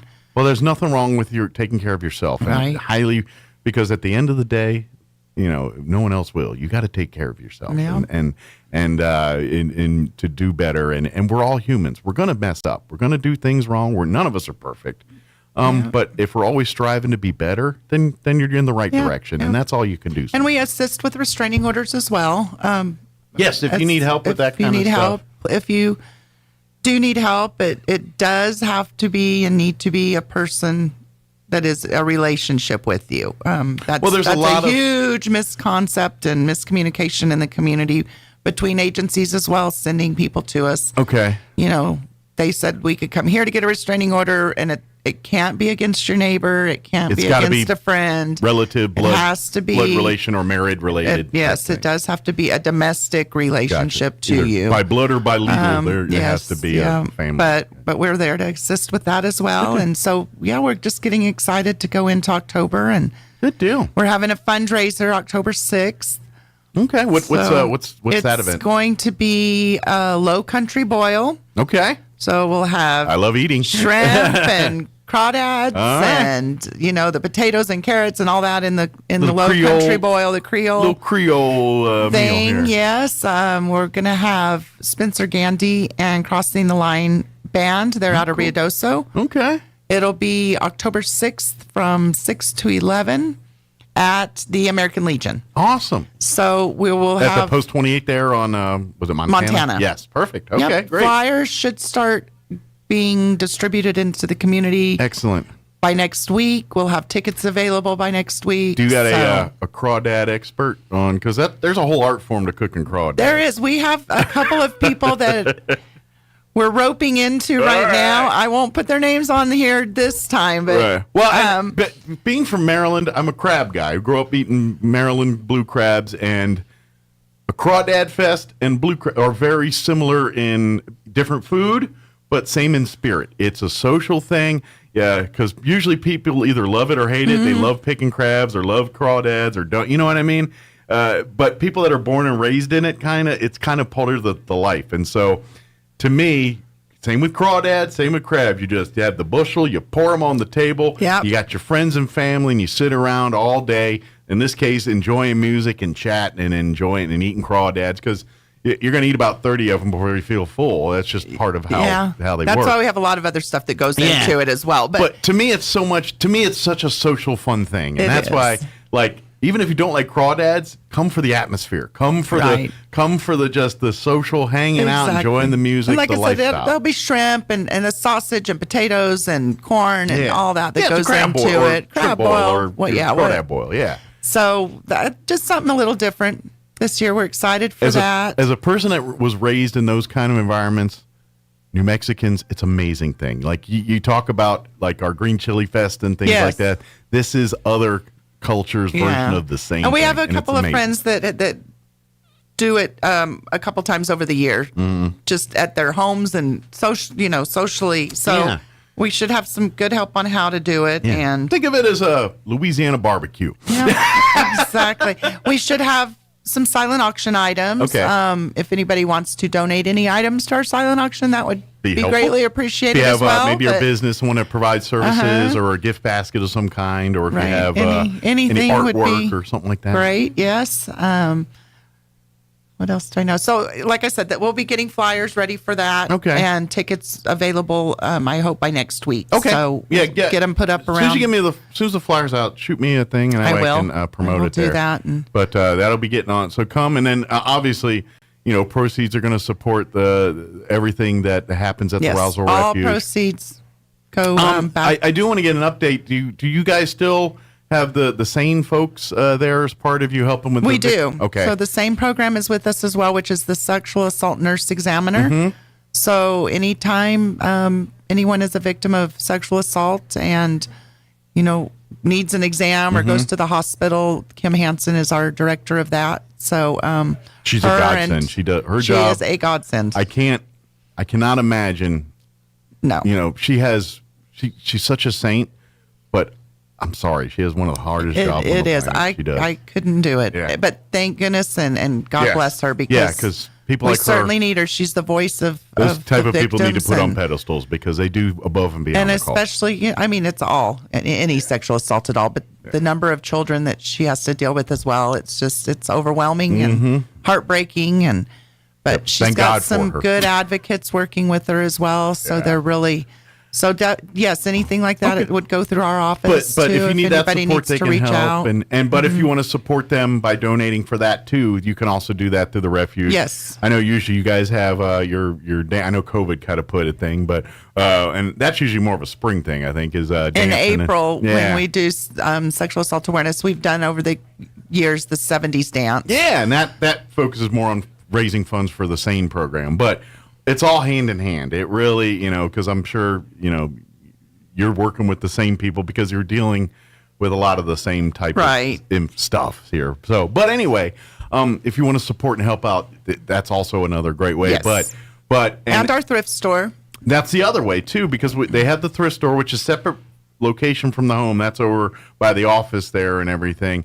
And first off, the people that call when they're ready to basically kind of graduate from the home and ready to move into their own apartment or home or wherever they're going to next, first off, they get to use it as a shopping spree. If they need couches, microwaves, whatever they need to get on their feet and get going in their new place, they have carte blanche to go through there and do that. But when there's stuff left over, they're like, they don't need these. They don't need a new microwave. We've got 7 of them.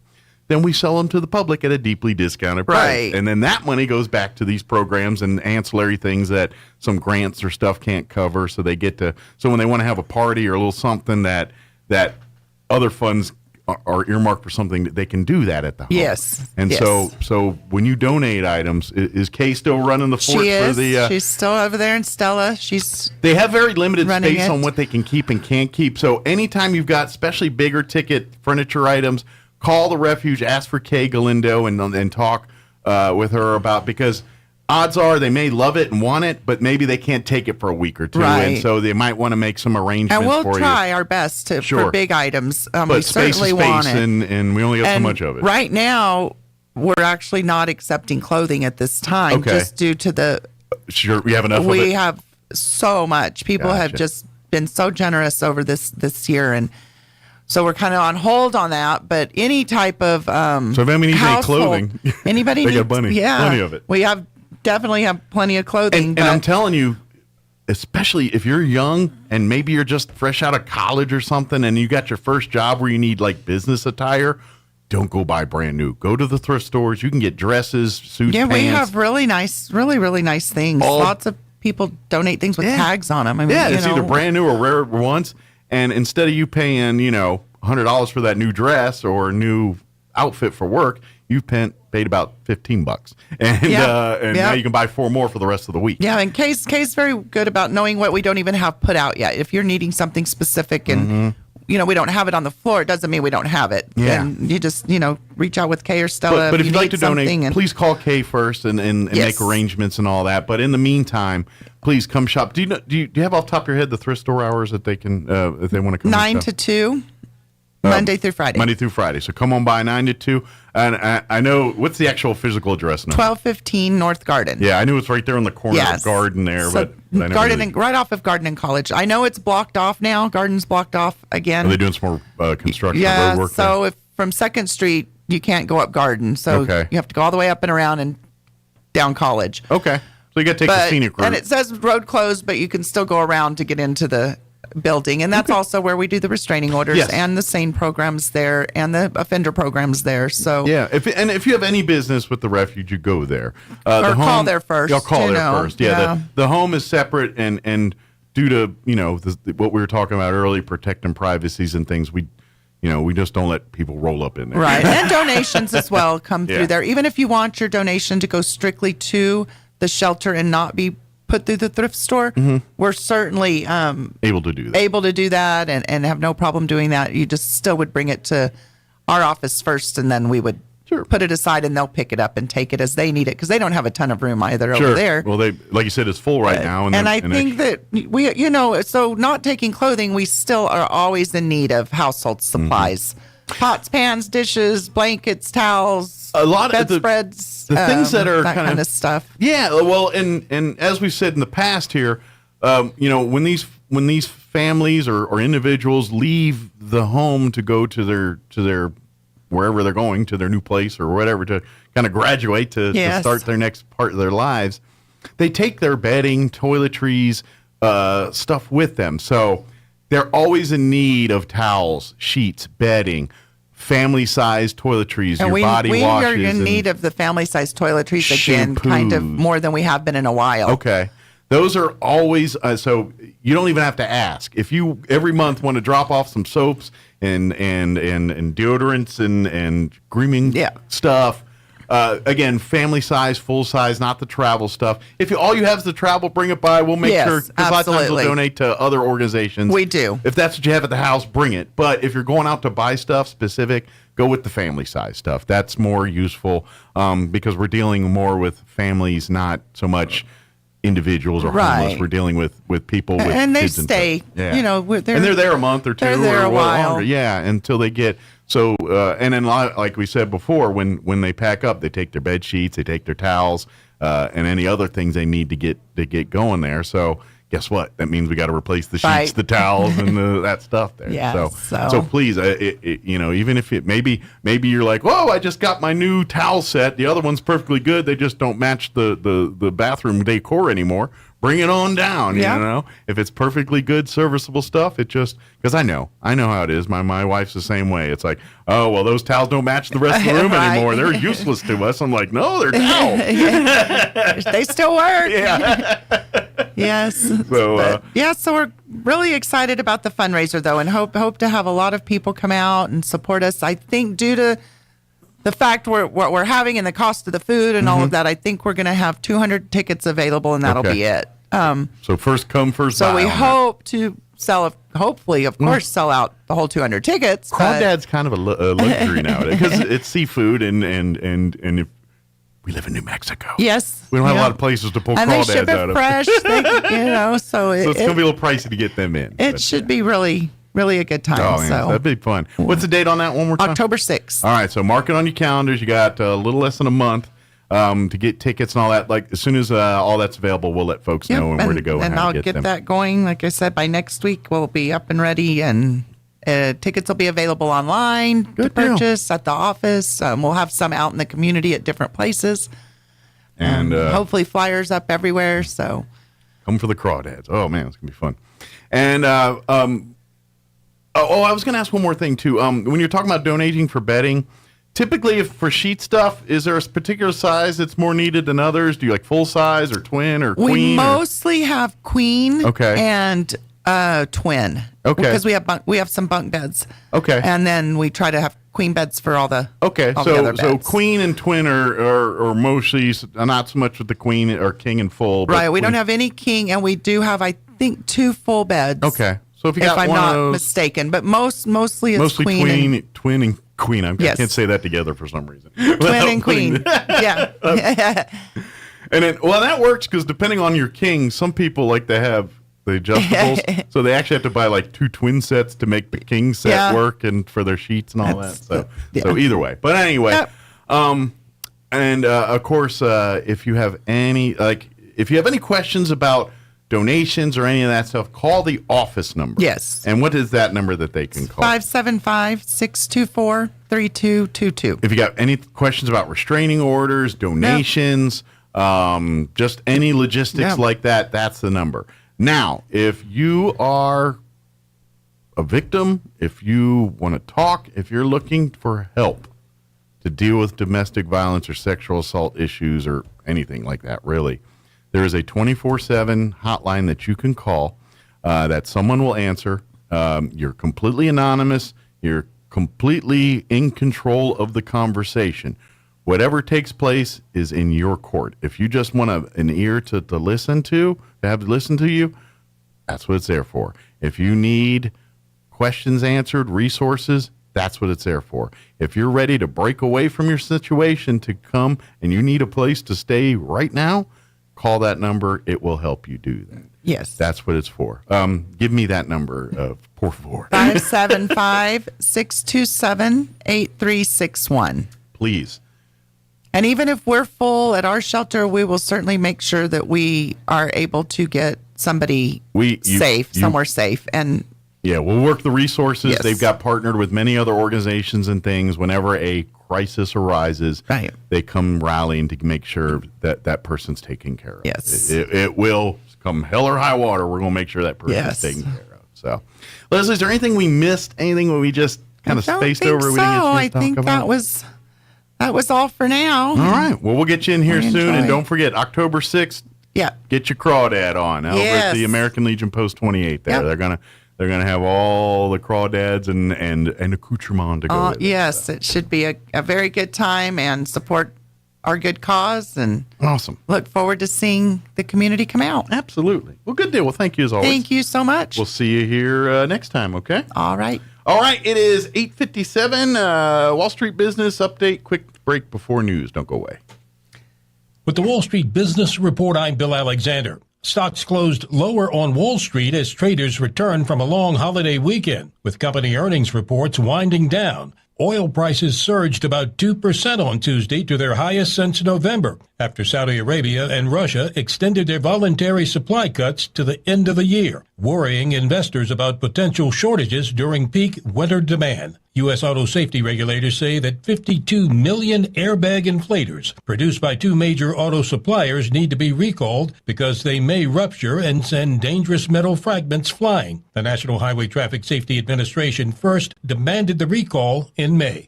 The number of Canadian pilots seeking to fly in the United States tripled in 2022, according to previously unreported U.S. government data, raising fears of deepening shortages in Canada as pilots seek better wages. For the Wall Street Business Report, I'm Bill Alexander in Washington.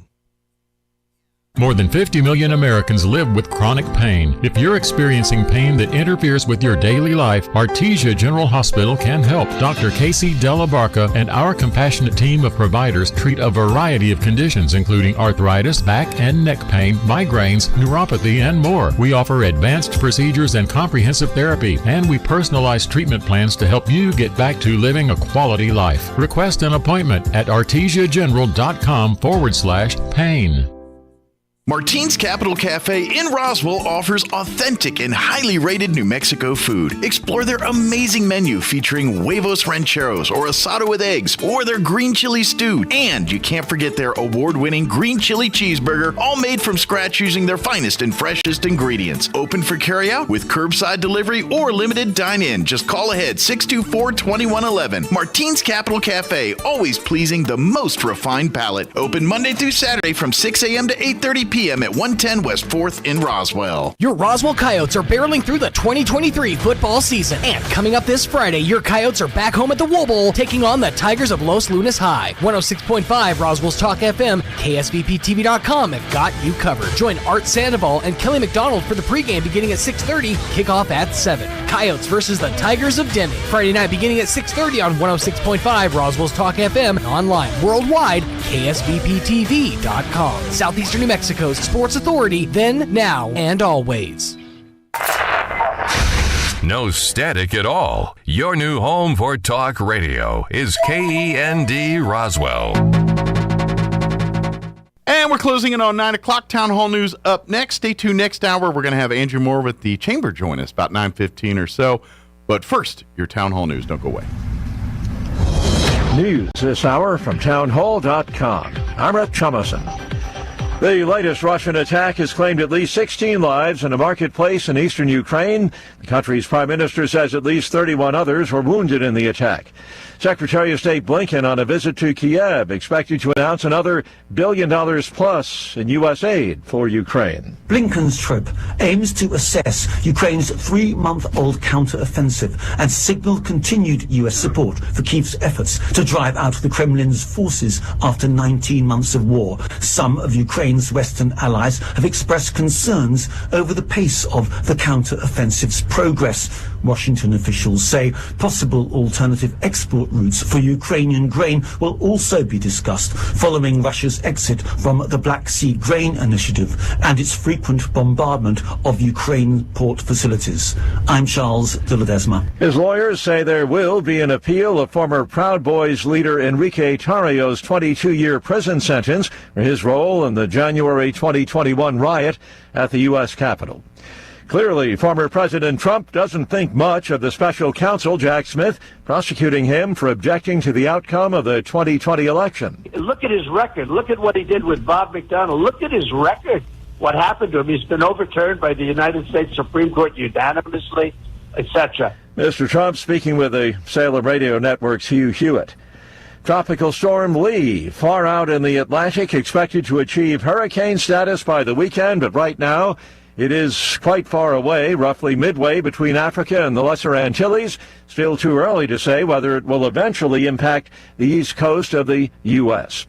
On Wall Street, the Dow is down 183 points, the Nasdaq off 157, the S&P is down 37 points. More on these stories at townhall.com. Everybody wants cheap airfare, but where do you find it? You call low-cost airlines. Their prices are direct from the airlines, and they're so low you can't find these fares published anywhere. They specialize in cheap flights, discount hotel rooms, cheap car rental rates, and great package deals anywhere around the world. Wherever you want to go, they can help you get there cheaply and with a best price guarantee. If you want the lowest prices on your airline tickets or other travel services, call now. That's right, call. That's the only way to get these rates. Experts are standing by 24/7 to get you the cheapest airfare and hotel rates available. So don't wait. Call right now for the lowest travel prices anywhere and for great last-minute travel deals too. Call 866-755-5300. That's 866-755-5300. Again, that's 866-755-5300. Call us right now.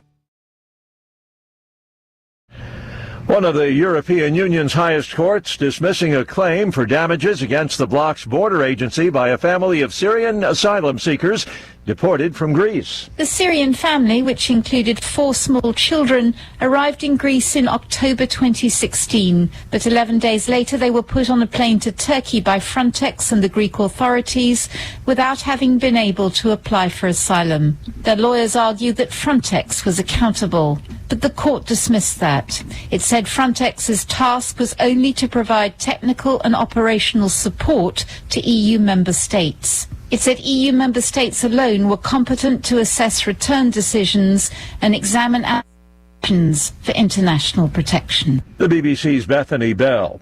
The UN Migration Agency says more than 5 million people have now been displaced by the months-long fighting still going on in Sudan. News and analysis, townhall.com. Well, although this feline may have used up one of his 9 lives, at least he's back home with his family. You can now refer to Leo the cat as Lucky Leo. He was reunited with his owners in Juneau, Alaska, 26 days after the family's house fell into a swollen river during a glacial outburst flood in early August. Cat owners Elizabeth Wilkins and Tom Schwartz were in Oregon on a mountain biking trip at the time. They lost most of their possessions, but someone posted a photo of Leo on a local Facebook page. Wilkins immediately knew it was the COVID kitten they had rescued in 2020. Wilkins says Leo was a little thinner, but otherwise fine. I'm Lisa Dwyer. New study finds most major automakers admit they may be selling your personal data, half saying they will share it with the government or law enforcement agencies without a court order. More on these stories, townhall.com.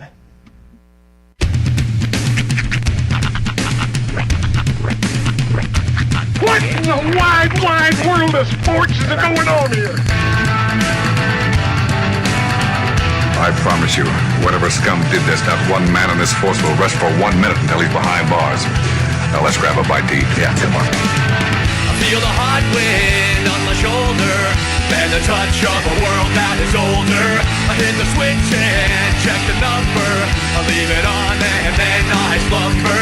I hear the rhythm ringing through it. Flamenco guitar and cumbia music. I hear the talking of the DJ, the travel witch, and what does he say? I'm on a Mexican radio. I'm on a Mexican world radio. Broadcasting live from high atop the J.P. White Building in downtown Roswell, New Mexico. It's Mornings with Mike Winters on 106.5 Roswell's Talk FM. Is that what I sound like when I talk? Now, here's your host, Mike Winters.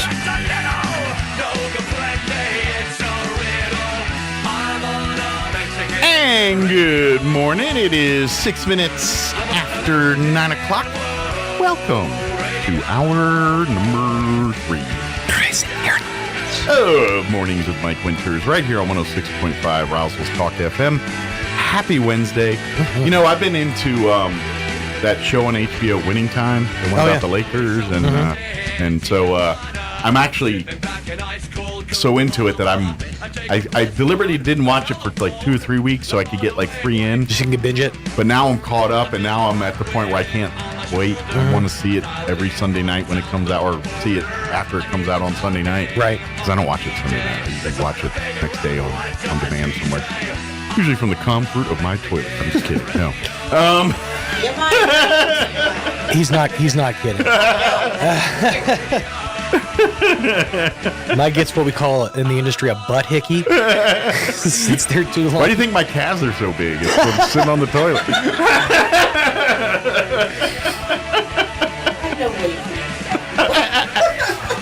Try it on your toes. But anyway, I've been getting into it. And spoiler alert here, because this part's history. Right. They're now into the part of the show where Pat Riley is officially taken over as coach of the Lakers. Okay. For anybody that's a Laker fan, or I'm not, but just the story.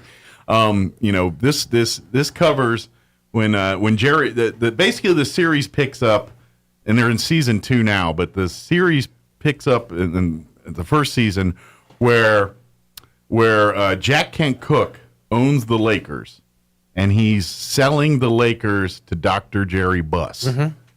And that's and Buss is not your atypical millionaire guy. Where Kent Cooke's old guard, you know, the stodgy. And by the way, he went on to buy the Redskins after he sold the Lakers. That name sounds super familiar. He's a god in my world, but probably not to others. But anyway, contrary to popular belief, he actually can cook. Yeah. Oh, he was a crotchety old man, but man, he just bought the team I loved, so what are you gonna do? But anyway, so Dr. Buss was more hip party, but he was kind of loose and fast with finances and things. He was kind of one of those guys who's made it on his own and all that. And so he's all about, and he throws, and so basically the Lakers aura that we know with the Forum and the Laker girls and all of that, Dr. Buss and his people turned the Lakers into that. And it all started, they had Kareem. And Kareem was there, and Cap was running the show, doing his thing. And that was, and then the year Buss bought the team was the year that Bird and Magic were coming out of the draft. Okay. And it was, everyone was Team Bird, Team Magic, you know, and Magic got the best of Bird in college. But, but Bird, you know, so, and Boston was all in on Bird. That was, they targeted him way back in his Indiana days. And so they were targeting him. But Magic was, you know, and so he was all in on getting Magic, and then he bring Magic in. And then the first season kind of goes into a lot of, because Pat Riley was basically a player when this happened. When Buss was there, he was kind of a player on the bubble, getting ready, and so he basically got cut, and then he got hired on as assistant. Paul Westhead, they pick up with I can't remember the other guy's name, but his mentor was coaching the Lakers. Okay, he did an endo off a bike and almost died. Oh wow! So Paul Westhead took over, and then they won the champ. And this was when they won that first championship. So Paul Westhead took over, and they won the championship. So that's pretty much the first season of winning the winning time. Right. Spoiler alert, but that's what happened in history. Thanks. If you're a Lakers I was fan, gonna binge it this weekend. well, if you're a Lakers fan, you already know these details. And then so season 2 picks up where Westhead's in there, but Westhead is this team. Him and Magic don't jive because Magic wants to turn it loose, and he's got Bus's ear because he's the franchise, right? And so Bus is playing favorites with Magic, and of course Kareem's upset because Kareem's and he likes Paul, and so that's the whole thing where Paul had made Pat Riley the assistant. I know none of y'all like who's this glassy-eyed getting. So, but Paul Westhead's a teacher. He was all into Shakespeare and all this, and so he was still a basketball guy, but he was all about team. You go to your spot, you do this. I don't care. There are no superstars on my team. On a team full of Kareems and Magics, he was telling them they're not superstars, and that went over like a fart in an elevator. I was going to say, that's not the best thing to tell your backup. And so, guess who got fired? Paul Westhead. And then Pat Riley took over, and he was a player's coach, and the rest is history. Turns out he wasn't the best head. I was holding out that whole time with that. I got to find a way to.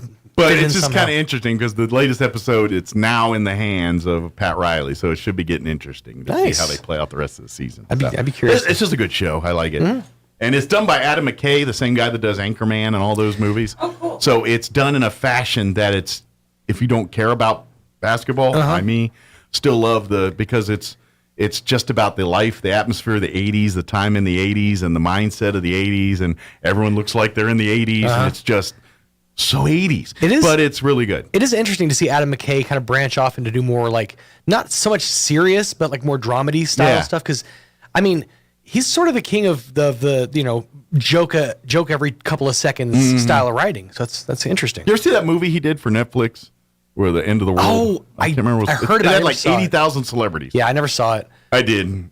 It was stupid. I mean, it was free, so I didn't mind.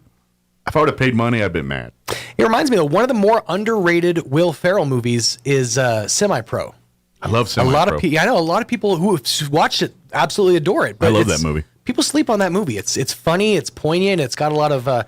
It's historically relatively accurate. I mean, good news. If you've got a more modern TV or have any kind of streaming service that offers free streaming, Semi-Pro is pretty much on every one of those. If you want to watch free movies on anything that shows free stuff, you want to see Semi-Pro is almost on every one of those. If you want to see Will Ferrell in an afro, Semi-Pro. That's how we can make it happen. And the kid from the Bad News Bears as a man. Really? If you saw the original Bad News Bears, remember the cool kid that rode the motorcycle? Yeah. And the Walter Matthau. Yeah. Not the other one. The Walter Matthau. Not the way old. Yeah. I just had a gold member flash in my head. The Walter Bad News Bears. Matthau one. Walter Matthau. But the kid that was kind of the bad boy that rode the dirt bike but was the best player. Do you remember him? I do. He's the check dude in Semi-Pro. Really? The guy who wants the check and wins the check and makes the shot.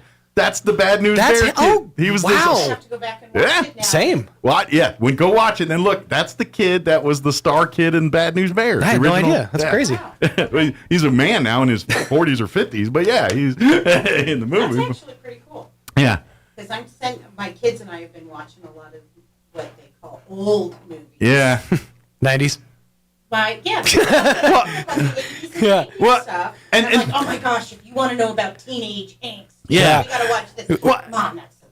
Well, and the only reason I remembered this is because I remember seeing that Bad News Bear movie so many times. And of course, the bad boy kid, of course, the women, he was kind of the bad boy. So everyone was like drawn to him. But he was ugly as sin. Like his face was full of zits and his hair was stringy and nasty. And I'm like, he's not an attractive man. I don't know why they're swooning to him. You know what I mean? And so I just remembered him as being and then when I saw Semi-Pro, I was like, I know that ugly face. That's the Bad News Bear hot boy. And I'm like, that's what I love about IDMB or whatever. Yeah. And because my kids and I were watching a movie last night. I came in at the end, Focus, with Adam Sandler. And I'm sitting there watching the end with my kid, and I'm like, I know that actor. Where do I know that actor? So I IMDb, I'm like, oh my gosh, that's the boyfriend or wannabe boyfriend from Love Actually. Yeah. And my kid's mind was blown. She goes, oh, it is.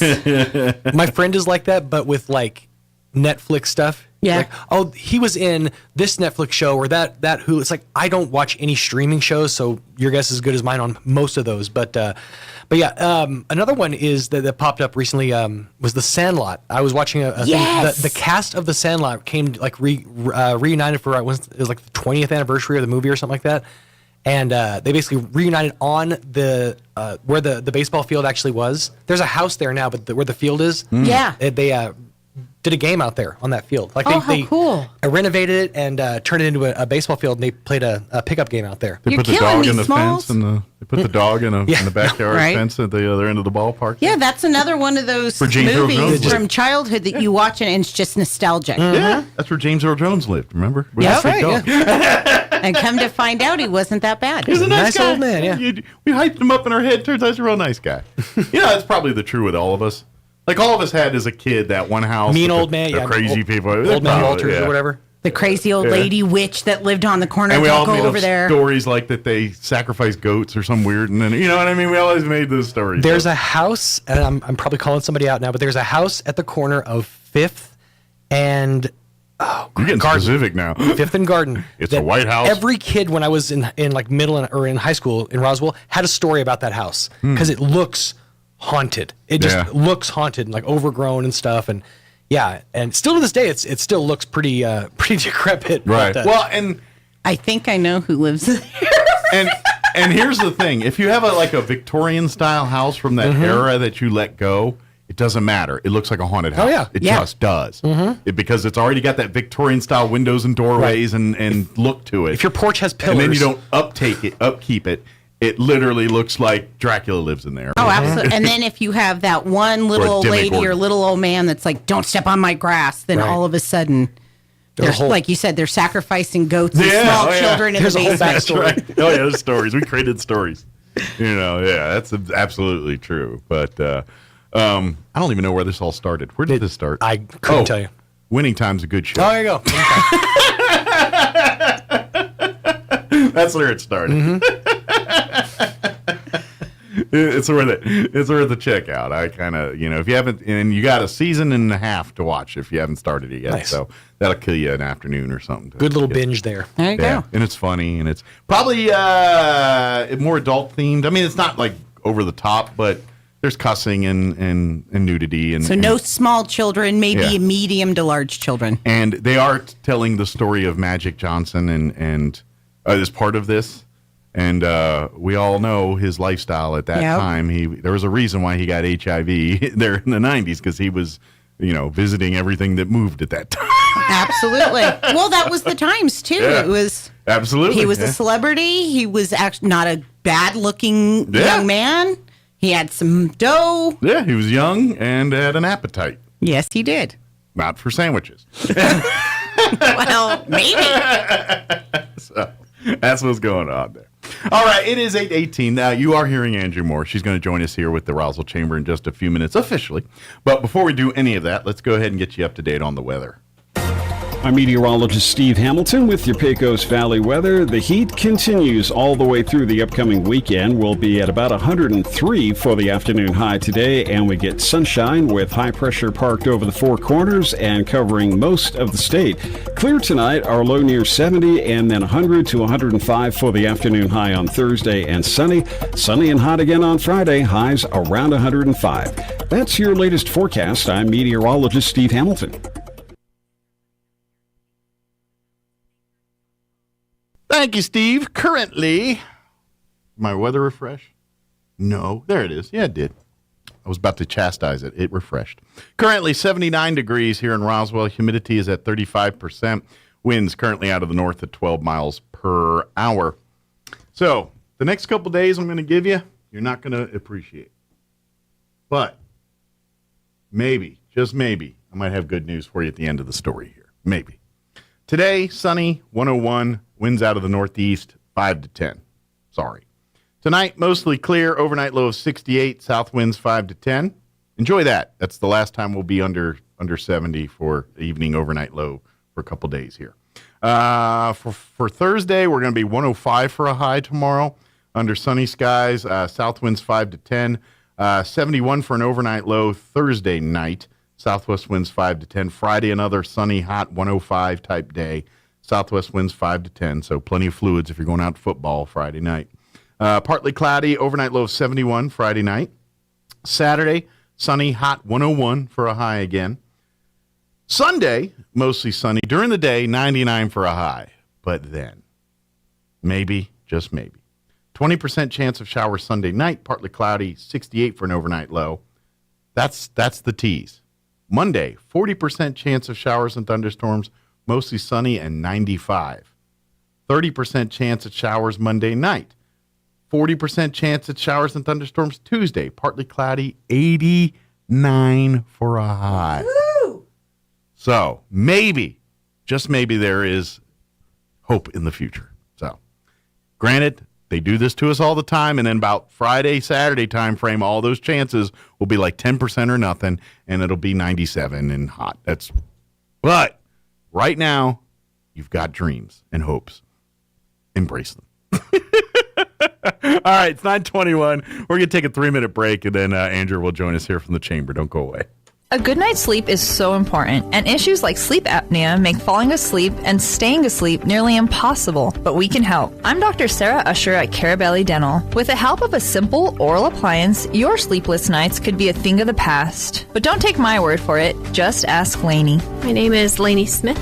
I wasn't surprised when I found out I had sleep apnea simply because I had a horrible sleep pattern. I attempted to use the machine and it drove me nuts and I could not sleep with it. And then that's when Dr. Agger told me about the oral appliance. I would suspect I've been using it for 2 years now. In all of that time, I've had less than 10 poor nights of sleep. It's a complete game changer. I feel a lot better because I sleep. This simple appliance can change your life. Call us today to set up your appointment so you can finally get the good night's sleep you need. Come see the team at Carabelli Dental at the corner of 9th and Main in Roswell, or call 575-622-4455.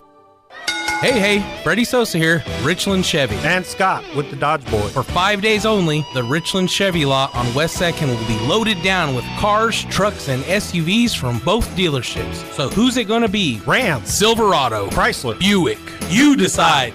Plus, low interest rates and rebates on select vehicles. Remember, Chevy versus Dodge, September 7th through the 12th at Richland Chevy on West 2nd. We're going to smoke the Dodge boys. You Chevy cats don't stand a chance. Meow.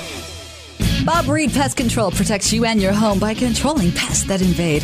Bob Reed Pest Control understands the importance of safety in and around your home from unwanted pests. Protect your family's most important investment, your home, and protect your children and pets from the dangers of poisonous bugs and insects. Call Bob Reed Pest Control today and let our fully licensed pest control professionals start working for you and your family. Find us fast in names and numbers. Call 623-5344, serving all of Southeast New Mexico. The Calico Cow has moved to a new home. Visit the Calico Cow at their new home, 200 East College, behind Farley's in Roswell. Lots of exciting changes at the new Calico Cow. New LED lighting, an amazing large classroom, plus more space, which means lots of new items and an even bigger selection of fabrics. Come see it for yourself. Want to know how? Come see the cow. The Calico Cow's new home at 200 East College in Roswell. Are you looking for a way to serve your community? Look no further than the New Mexico Army National Guard. Whether it's disaster relief or defending our freedoms, the New Mexico Army National Guard is always ready to serve. Gain valuable skills, receive world-class training, and be a part of a team that makes a difference. Step up and become the best version of yourself. To join the New Mexico Army National Guard, call us at 1-800-GO-GUARD. That's 1-800-GO-GUARD. Here's a Mornings with Mike Winters fun fact. Alaska is the only state name that can be typed on one row of keys. Go ahead and try typing the other 49 states. We'll wait. Here's Mike Winters. And good morning. It is 25 minutes after 9 o'clock, and joining us in studio now officially now, Andrew Moore, Executive Director for the Roswell Chamber of Commerce. Good morning. Good morning. Thanks for having me. Anytime. How's I know now we're in the fall mode, so there's pretty much things going on every week now at the Chamber. We do. We've got sheriff's lots of luncheons stuff. or city luncheons. So as a matter of fact, this afternoon at 11:30, we've got Chat with Chaves County. So we'll have our Chaves County manager out, and we've always extended the invitation to any of the department heads and our county commissioners, so it all kind of depends on whose schedule is open and who shows up. Sure. So please come out at 11:30 here at the chamber this afternoon. We've got lunch provided, and come ask the questions and get informed on what's going on within the county. If they call like right now, I mean, should they go ahead and call this morning if to have lunch stuff, or is it a little late on all that now? Well, I always over order because I understand how Roswell works, that we don't always do a very good job of RSVPing, but that's because we all have busy lives. Sure. So, for example, last night we had our big welcome reception for the new Leadership Roswell class. They will have their first class here pretty quick. On Friday. Yeah, this Friday. So we are super excited, and we had almost 100% participation from the class to show up, and we had the largest ever alumni and Leadership Roswell alumni board members show up to our welcome reception. Good. So we had about 70 to 75 people show up. Awesome. And we were planning for 65. So it was a good problem to have that we, last minute had to put up a couple extra tables to accommodate everybody's seating. But it was fantastic. Rick, of course, always does a great job in welcoming the new class, and everybody got to meet and mingle and see each other's faces. So on Friday, they're not 100% strangers. They're like, oh, yeah, I think I remember you from Tuesday night.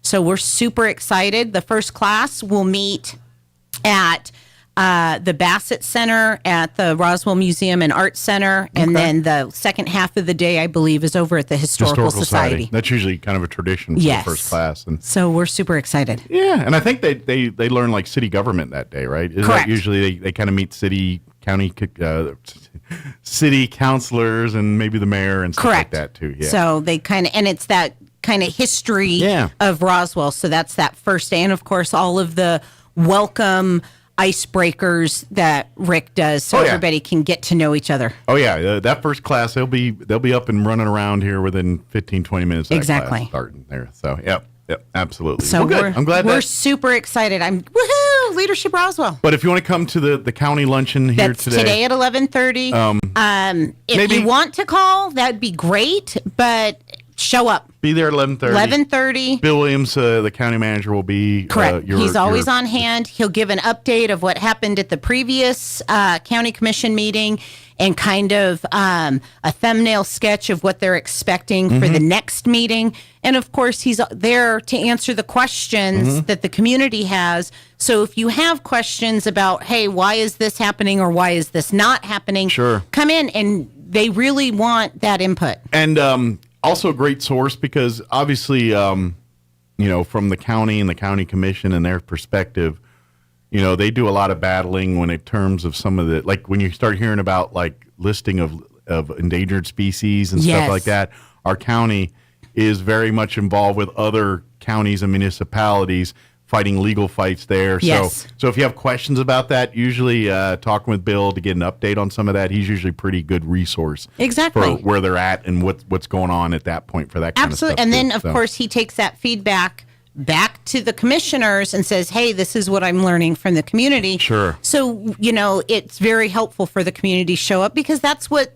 they're there for, is not just to, truly our county commissioners don't want to just do everything that they want to do, but if they're not getting input from the community, then they are going to go in the direction that they think is going to be best for everybody. But if the community comes out and says, hey, we want you to do or don't want you to do, then they will follow the lead of the community because that's really what they're for. Sure, absolutely. Yeah. And then next week is our breakfast, Good Morning Roswell. Formerly Mornings with the Mayor. That is our early one. Tuesday. So after this week, the county always starts the month off on a Wednesday, and then everything else is Tuesdays. The Tuesdays after. Yes. So next week, Tuesday morning, 7 a.m., Good Morning Roswell. It is our city officials. So this week we get county. Next week we get city. Will be the city manager? Or? The city manager, Chad Cole, is always on hand. Or Mike Matthews, the deputy city manager. And of course, once again, Our city councilors, the mayor, Sometimes other they may pop city in too, department heads will show up. And once again, come and ask your questions. Give your input on what's going on. This is how our community works. These are your representatives. These are the people. This is how you find out answers, ask questions, how you inform them of things that are going on in the community. Correct. So they can do things about it, So this is that conduit between the people that run the show and the people that are in the show. Correct. And how do we all get on the same page? And That's right. And once again, our elected officials do want to hear from you. Absolutely. Good, bad, ugly, and everything in between. Absolutely. Then the following week, so we're into our third week now, is Back to Lunch, and it's our Sheriff's Social Luncheon. Yes. We did, unfortunately, have to cancel last month's Sheriff's Social Luncheon because the sheriff and the undersheriff were both indisposed and unable to make it. So it was their Happens call. once in a while. And it was their call, not mine. And it was pretty funny because I did get some phone calls. Hey, why did you do that? And I was like, ooh, if I would have known I can just arbitrarily do things. I was like, no, the sheriff was just unable. They were unable to make it. So this month, Sheriff's Social Luncheon, it's the third Tuesday of the month, 11:30. We provide lunch. 2 weeks from yesterday. Correct. Yeah. And then the last Tuesday of the month, so sometimes there's a week in between, sometimes they're not. It depends on how many weeks we have in the month. The last Tuesday of the month is our Education Luncheon, where we have Major General Grizzle, Dr. Sean Powell, and Brian Luck on hand to answer questions and get the feedback from what's going on within education in our community. Yeah. So basically, if you don't know who those are, President of Eastern New Mexico University, the Commandant of NIMI. Superintendent, I'm sorry. The guy in charge. And then, of course, your superintendent for the RISD is Brian Luck. So, exactly. So we've got the college, NIMI, and RISD, and they are a wealth of information. We've got rumors running around with this new strain of COVID that's coming. And are we going to go into a lockdown? Are we going to be masking? Is there going to be vaccine mandates? So far, all I see is on Twitter in that world. No one in real world has said anything about nothing. So I hope it stays there. I agree. And I cannot find anything of substance that says that we're going to get it. Yeah. We're going to get lockdowns. We're going to get masks. We're going to have vaccine mandates. But that's, once again, come. Yeah. At the end of the month. The Twitter scare bugs are already churning. So, but ask those questions to real people and stuff. Please. Because quite frankly, the only place I'm seeing that stuff is online. I have not seen it at anything real. Exactly. So I don't know if this is just I'm reading the newspapers. I read 3 different newspapers.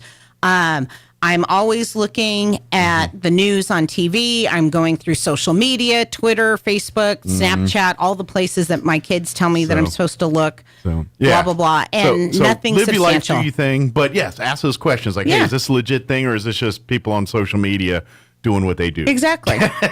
And then our goal is in October to start our Lunch and Learns. So all of the previous events that we talk about are Chat with Chaves County, Good Morning Roswell, Sheriff's Social Luncheon, our Education Lunch. That is all the Chamber's gift to the community. We provide lunch for the community or breakfast, as the case may be, to come in and speak with our community leaders. Starting in October, we're going to have our Lunch and Learns. Okay. Lunch and Learns are a paid event because we go and solicit an expert in a particular field or industry to come in and educate the community. Yeah. And generally, we offer it as a discount to our chamber members. Yes. But anybody can pay and be a part of it. But if you're a chamber member, we usually cut you a break. Absolutely. Absolutely. One of the perks of being a member is that when we do have paid events, that our members do get a discount. When the community is involved, the community has to pay a price. If you're a member, you get a discount. Sure. And it's looking like we will most likely have Gary Thrine, who happens to be a board member at the chamber and also a redcoat. He wants to come in and discuss kind of what identity theft looks like if you're using your credit card or debit card at the gas station, when you go through your self-checkout line, or even just the regular So this is from a consumer perspective. Yes. Gotcha. And how to protect yourself, what to look for, those types of things. Good deal. And so that's all of us. Yes. So this will 'cause- benefit probably even businesses too, because now you go what to look for when people are trying to scam you guys. Yeah, as well, what does too. that person look like Sure. that's going to try to compromise your point of Like sale you always, machines? and again, I only see it online. I've never seen it in real life, but a lot of times you see like those little scammer deals they put over ATMs. Yep. And it steals your information as you wipe. I've only seen them on TikTok and Twitter and all that. Well, it but is apparently they do happen in places. Well, so. it's to my understanding that those big clunky gadgets, those are kind of old and antiquated. Gotcha. Okay. They're now small. Okay. And it can be something as small as just like a magnet or a sticker that goes on the back of a machine or something. Gotcha. And the way that they work is that the scammer will go in, even just a regular register line, say at Walmart, and they buy maybe a couple Candy bars, and they touch the machine, they've placed their device, then they go off and they either hang out at Walmart for a while or they go off and do whatever. They come back, go back through that same line maybe an hour or so later, buy another candy bar or something and grab their device back. And now whoever has gone through that line and used that machine for however long, they've got their all identity. that information has been compromised. I wonder if it makes a difference whether you use a card or if you use your phone or something like that. I wonder for one's, see, I want to ask I that wonder if question there's- because I or know if you use a chip versus just swiping or exactly whatever. because I know, like for example, when I get gas, I go to Sam's Club, I use my phone, and because I feel like I'm safer, but am I? Well, and to be honest, it's convenience because you're not pulling out, for me, not the wallet and everything. I can just go, hey, it's me, and then go, ding, and then Exactly. you walk away. Is that safer or is that less safe? I don't know. Or the same, you Yeah. know, like what, Yeah. and then so, and of course we're going to line up the hospitals. We've got a bunch of our other members that are interested and have ideas for lunch and learn. So, Good deal. these, you know, And if you got some yourself, give her a call. Say, hey, I'd love to see something on this. Exactly. All Call right, us. let's put it together. Yeah. So. Call us because, of course, those are a little more extensive that we give our guest speaker typically an hour. So the lunch, we definitely, you know, give you a little longer lunch so you can plan Sure. to be out of the office or whatever. But they want to get you back by, 1 o'clock if you got the rest of your day. I do try very hard to make sure that everybody is back in their offices by 1 o'clock. Yeah. In any event that we do at lunchtime, because I understand that. But you know, generally speaking, a lot of our guests are willing to, like, if you don't have to be back late, but you have questions, want to stick around, a lot of them are usually pretty good Absolutely. about hanging. If you're like, want to ask questions afterwards or something. And we're bringing business after hours back. Great. In fact, we've already got a couple scheduled September 21st. All right. And remember, business after hours go from 5 p.m. to 6:30. Once again, I'm very cognizant of everybody's schedules. So I really try to make sure our business after hours, at least the meat of the program, is done in an hour and a half. So September 21st, 5 o'clock at the Roswell Realtors Association down on 2nd Street is doing a big grand opening, ribbon cutting business after hours because they've remodeled their building and it's beautiful. All right. So they want to show off what they've done. They want to upgrade their real estate, so they want to show off their real estate. So that'll be nice to have our big kickoff business after hours And I with guess you're them. looking to buy or sell a home, too. There are probably plenty of people to talk to while you're there. Absolutely. And then coming up in the real near future, we're just talking dates with some people. We've got, for example, in December, we do have Terry over at Hippie Chicks. She's celebrating, I believe it's 20 years of being open at Hippie Chicks. So we're going to do a big business after hours kind of ribbon cutting. Yeah, not really a ribbon cutting, but a rah-rah, woohoo, she's been here. She she's survived through COVID because how many of our small businesses, unfortunately, didn't make it? Well, So- just 20 years in any business. so is we're an amazing celebrating. feat. Yeah. We're celebrating all of that stuff. And once again, if you are a member, this is a perk of being a member of the chamber. You can have the ability to do a business after hours. Schedule one for you. And it doesn't have to just be for a grand opening or a ribbon cutting. It can just be, hey, I want people to come and see what we do and spotlight who we are. Yeah. Yeah, I mean, a lot of businesses choose to, when they have a milestone in their business, whether it's a new location or a grand opening or remodel, or an anniversary, they love to do it. But like you said, there's no rhyme or rule for that. If you're just saying, hey, I'm just trying to drum up more business, that's good enough. Come on, let's do one. It's an excellent opportunity to spotlight who you are, who your business is, what you do. And then, of course, it's a wonderful networking opportunity because the community comes in. They may see new friends, old friends, forgotten friends. And then, of course, just once again, that networking, oh, hey, that's right. I need a specific widget maker and you're that widget maker. Hey, let's get together. And and that's like you said, you're making friends and connections and that as much as you are learning about the host business. Yes. Of course, the host business usually, generally speaking, they'll put out some kind of food spread and generally is tradition. If you want to bring a business card and $1, there's like a little where at the end of the night we'll pull the name out and that person wins all the business cards and all the money and however many dollars are in the pot there. Exactly. Could be $30, could be $100, just depending on how many people are there that night. Absolutely. And but you're not obligated to do that, but you're more welcome. And generally they do door prizes and stuff. So correct. It's an incentive for people to come and eat free food and meet and mingle and all that. So it's a win-win for everybody. The business gets people to go and showcase and spotlight what they're trying to do. At the same time, people get to come and meet other community leaders, business leaders, and like you said, either make connections or maybe, create or strengthen existing ones. Exactly. It's what it is. It's a really good networking opportunity as much as it is a business promotion. Yeah. So we're going to put that up on our website. We'll put it on social media. All of these events, we try really hard to make sure that we're updating our website, our social media. And once again, a perk of being a member is you get access to our weekly email blast that goes out right around lunchtime every Friday. Yeah. Sometimes you get more depending on how many events are going on. Exactly. Yeah. I'll send out specialized emails. For example, our weekly Tuesdays that we've got going on, I do send out a different email that just spotlights, hey, don't forget, we've got Sheriff's Social Luncheon. Hey, don't forget, we've got this going on. Because I understand that, I can sit here on the radio twice a month and rattle off all the things we're doing.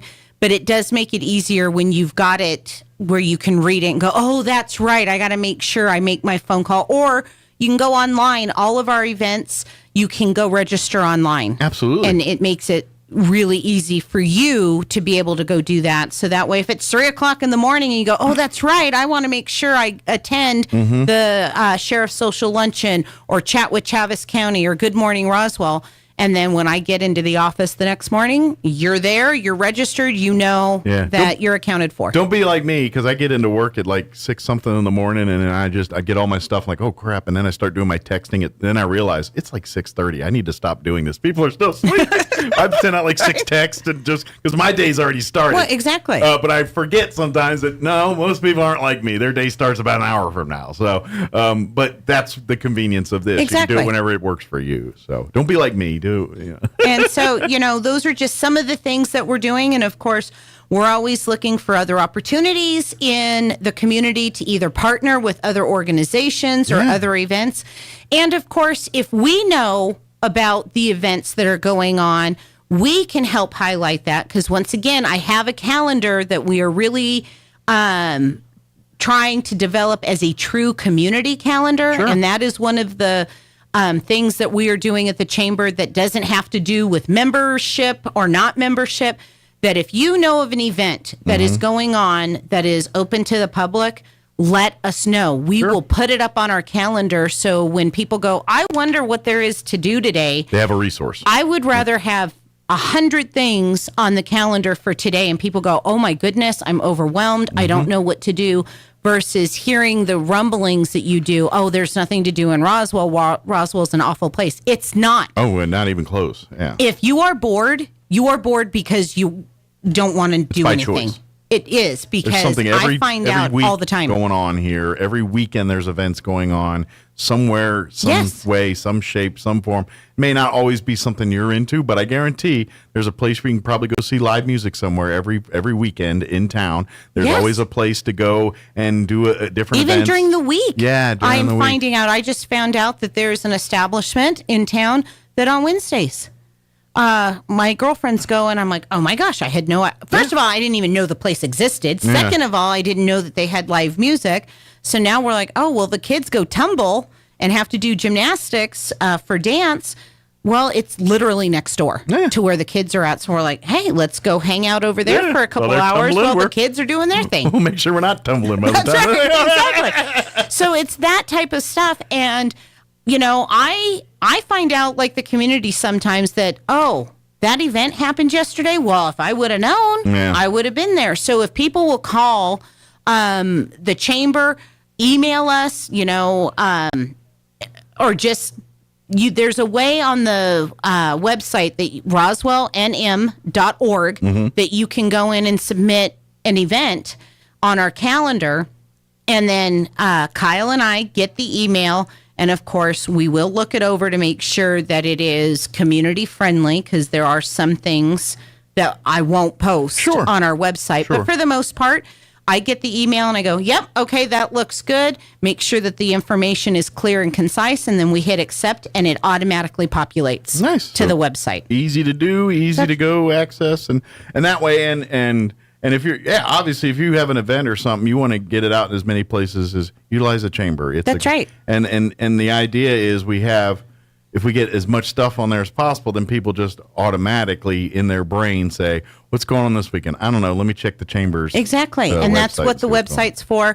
And of course, if social media, if you will tag the Chamber of Commerce on your events as well, then once again, Kyle and I get those updates, and it makes it much easier for us to go in and be like, oh, okay, hey, look, this event is happening. We like and share it via social media. And then also, once again, we go, oh, we didn't know that existed. Now it's up on the website. For people that aren't familiar with hashtags and how they work, they're a very powerful tool on social media. And utilize it by tagging the chamber in a lot of that stuff. It puts it on their radar, which means they can put it on everyone else's radar. Correct. So that's how you do it. Hashtag chamber on there so they can see that kind of stuff. You know, we've got the Chili Cheese Festival that's coming up. We've got Piñata Fest that's coming up. And the Piñata Fest is going to be a huge event this year, because the United States Post Office is coming out with a piñata stamp. Oh, okay. And because we have the Piñata Fest, the USPS is going to be here in Roswell unveiling the piñata stamp. Oh, cool. So it's going to be a pretty big deal this year. Nice. Not that it's not a big deal every year, but it's, it's being unveiled to the world. Roswell. And that's cool. Come out and do that. Then Chili Cheese Fest is towards the end of September. So these are things, once again, these are things that are going on. We've got the farmers market that is every weekend. And there's probably about another month lawn. of that left here. They'll go through probably around the first part of October. And it usually varies depending on the crops. Correct. But it usually goes through September, and usually around that first part of October is when they start shutting it down. But if crops are good and the produce is still coming, they'll keep it going. Correct. But usually it goes through September. So you got to leap out another 3 weeks to a month here of weekends of that. And once again, then there's local vendors that are there. And it's anybody from 5 to 105 that I've seen that are these local artisans. Beekeepers, you want some fresh, good honey. Oh, yeah. And there are so many great health benefits to local honey. If you're an allergy sufferer, go get you some local honey. That'll help. You'll be amazed at how much it helps you. I know of a bunch of school-age children that are friends of my kids that make their own arts and crafts. And these aren't just like, the little crocheted widget. These are some really cool arts and crafts, jewelry, home decor that these kids are really putting their heart and soul into. And they're usually for fundraising for their sports or their activities, because, if you're a parent and you have more than one child, we all know how expensive children are to keep them busy. And then the rounds of selling things and all that. Know all about that. So, and how cool is it to go to farmer's market and get something that's unique Oh yeah. and made with love versus, some of these fundraisers where it's the same thing from 100 different kids and it breaks or it's, so. Come hungry too, because they usually do the burritos and all kinds of food out there too. But that's what the chamber is all about. That is what we're doing with, like you said, coming out of the summertime and fall. We're all back home. We're done for the most part traveling. We'll be We're talking not- about Christmas here in a couple weeks. That's right. So, check out our website, roswellnm.org. Come down to the chamber, 131 West 2nd. Or you can give us a call, 575-623-5695. We have tons of things that are going on all the time at the chamber. If for some reason you're not seeing something, once again, contact us and we'll post it. We'll get the word out because there are times that I cannot be everywhere. Absolutely. And can't clone you yet. So that's right. My kids are thankful for that at the moment. But yeah, if you just let us know, we are happy to get involved and help out in any way that that's we can. what the chamber does. That's what we do is support our businesses in our community and promote Roswell and making the Chavez County, a destination and a great home for everybody. I love That's all part of it. Roswell. Yeah. And this is coming from somebody that cried for 2 years when I first moved here 25 years ago. And now I can't imagine being I cannot imagine home being anywhere else. This is home. This is a fantastic community, and we all need to come together and highlight that. Yeah, do we have some things? Of course we do. Everybody does.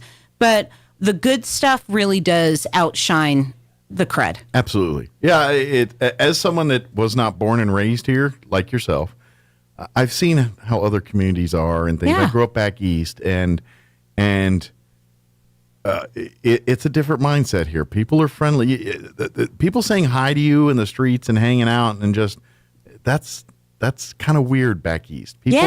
People kind of mind your own business, stay away. Saying hi to you. If you go up just say hi to people, they look at you like you're nuts. And it's like, what's wrong with that guy? Is he like, or they want, you know what I mean? It's just people are on their guard and defensive.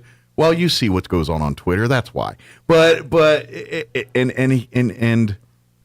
it's so much better to live in a world not like that. And I've lived in both. And folks here in Roswell, we have a very blessed community. We do. And we've got to protect it because if we don't, it's going to disappear. It will. So please support it, be a part of it, enjoy it, celebrate it, and get involved. We're a great very lucky community. to have So it. come to the chamber, visit our website, roswellnm.org. Yeah. If you go to roswellnm.gov or .com, not us, you're going to go to some weird rabbit hole place. We are roswellnm.org. Well, .gov might take you to the city of Roswell's website. It actually will. Yeah. So there's useful things there, but not a lot of chamber stuff. Correct, because they stay city, of course. But you want to pay your water community. bill or go to the library's website, they got you covered. Spot on. You want to learn about city council, that's where you go. And then, of course, 131 West 2nd. We are just one block off of Main Street on 2nd. We've got the huge alien mural. You cannot miss us. And, come by. And if you need maps, if you have questions, absolutely. If you're like, hey, what's going on in town, come on in and ask. If you've got family coming in and you don't know what to go do, looking for some ideas. Come in and talk to us. I am happy to give you an itinerary of anything from an hour to a week worth of stuff to go do. Should keep you so busy your head's spinning. Absolutely. 100%. And I can give you, because I've done it before. I've had a group of little old ladies. They were just absolutely adorable from back east. And they said, we're going to be here for 3 days. We have a family reunion. It was a high school reunion. Okay. And they said, we haven't been back here in ages. What can we go do? We have 3 days once we're done. Oh, nice. And so I said, well, what are you into? What do you want to go do? And I gave them 3 days worth of stuff to do with cool. Roswell and the surrounding areas. Because, they were like, well, we'd like to walk around and do some shopping. Okay, perfect. Here's the map. Some shopping places. And I did. I even got up on Google Maps, Google Earth, printed up the map for them and everything. Because, some people don't have smartphones. Sure.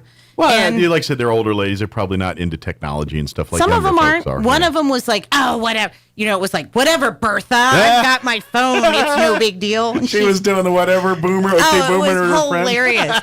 They were the cutest group of ladies, and I have no doubt that they had a blast. That's cool. Good deal. Well, so come by. If That's you need right. help Come with see that, us. all that. And of course, if you want to become a chamber member or you are a chamber member and want to know what your benefits are, want to know how to utilize your benefits. Or you have ideas because, once again, it's Kyle and I in the office, and we've got a lot of ideas, but they may not be the ideas that our members want. So if we are not, more importantly than all of the wonderful things that we do, and I think that they are very important, if there's something we're not doing, tell them.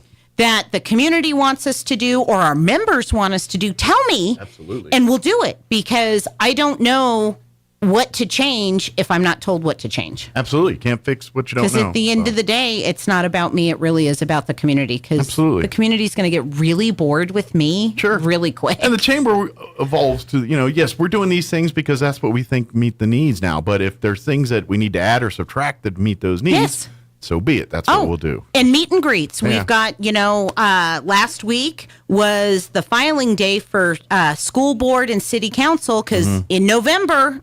Yeah, I know. This is crazy. We're fast and furious. We've got an election for city council and school board. Early voting is October 10th. So I have extended an invitation to every one of the candidates that is running for city council and school board.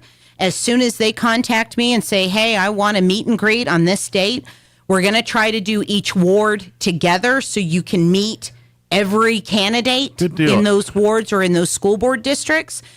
But and I think Leadership Roswell is also planning their annual. They'll do their big forum where it's everybody, but we do it a little more intimately where it's, But these are all sources for you to learn about the candidates and learn. Because this is a big deal. Attend, visit all. Good thing about like the Leadership Roswell one, that's going to be on video and stuff. Yes. Demand. So you can go back and watch it if you're not there. The other ones, be there in person so you can hear what they have to say. So when you do go to vote, whether it's early voting here October 10th or on Election Day in November, you're not flipping switches for people that you don't know anything about. You know about what they're doing. Because please, if you're going to go in there and you're like, I like the yellow signs, then don't go in there. Please stay don't home. go vote. Just That's stay. right. Just don't. Just vote. stay home. People always say you wrote your vote. No, if you're doing that, we don't need your vote. Go away. That's right. I'm sorry, or I you're not counted the helping. signs, and Shelley over there has 10 signs, and Gorman has 5. I'm going to go. No, that's how we get in the messes we're into. That's Right now. We do your homework, do your research. And once again, we have push cards. We have information that we've extended that invitation to any candidate. All if you've got you information, folks we'll that pass talk it out. about this needs this and change and this and this is the one time you officially get a say in that. That's right. So do your homework and do it right. The rest of the time you're blowing smoke. This is the one time you can actually do something about it. Do your homework. So contact the chamber. 575-623-5695. Come see us. We'll help you out. Absolutely. Well, thank you, ma'am. We'll see you next time. All right. See you in a couple weeks. Stay out of trouble. Never. Hustle. Never. Not so fun. All right. Quick commercial break before they kick us off the radio. Don't go away. I'm amazed at just how different our store looks from a year ago. Hi, this is Melanie from Glenn's Furniture. It's been a long time coming, but our showrooms are absolutely filled with beautiful new items. Gorgeous power reclining furniture for your living room, cozy bedroom suites and mattresses, and stylish new dining room tables and dinettes. I'll bet we have exactly what you're looking for. So hurry to Glenn's Furniture at the corner of Union and Alameda, where delivery is free since 1953. Eastern New Mexico University in Portales is proud to offer potential students the opportunity to attend ENMU tuition-free with the New Mexico Opportunity Scholarship. And now we're proud to announce the newly created Freshman Hound Housing Room Grant, which will allow students the opportunity to receive up to $3,000 per year off their housing costs when living on the ENMU campus. For more information on how ENMU is making higher education more affordable for you and your family members, visit enmu.edu. Eastern New Mexico University. Student success, that's what we're about. Your Goddard Rockets are barreling through the 2023 football season. And coming up this Friday, your Rockets are back on the road, headed to Gallup to take on the Patriots of Miyamura High. Fiera 106.1 FM and KSBPTV.com have got you covered. Join Chris Deck and Chris Roybal for the pregame show beginning at 6:30 and kickoff at 7. Rockets versus the Patriots of Miyamura High. Friday night beginning at 6:30 on Fiera 106.1 FM and online worldwide at KSBPTV.com. Southeastern New Mexico's Sports Authority, then, now, and always. Clyde Lewis and Ground Zero is now in Roswell on 106.5 FM. KEND Roswell.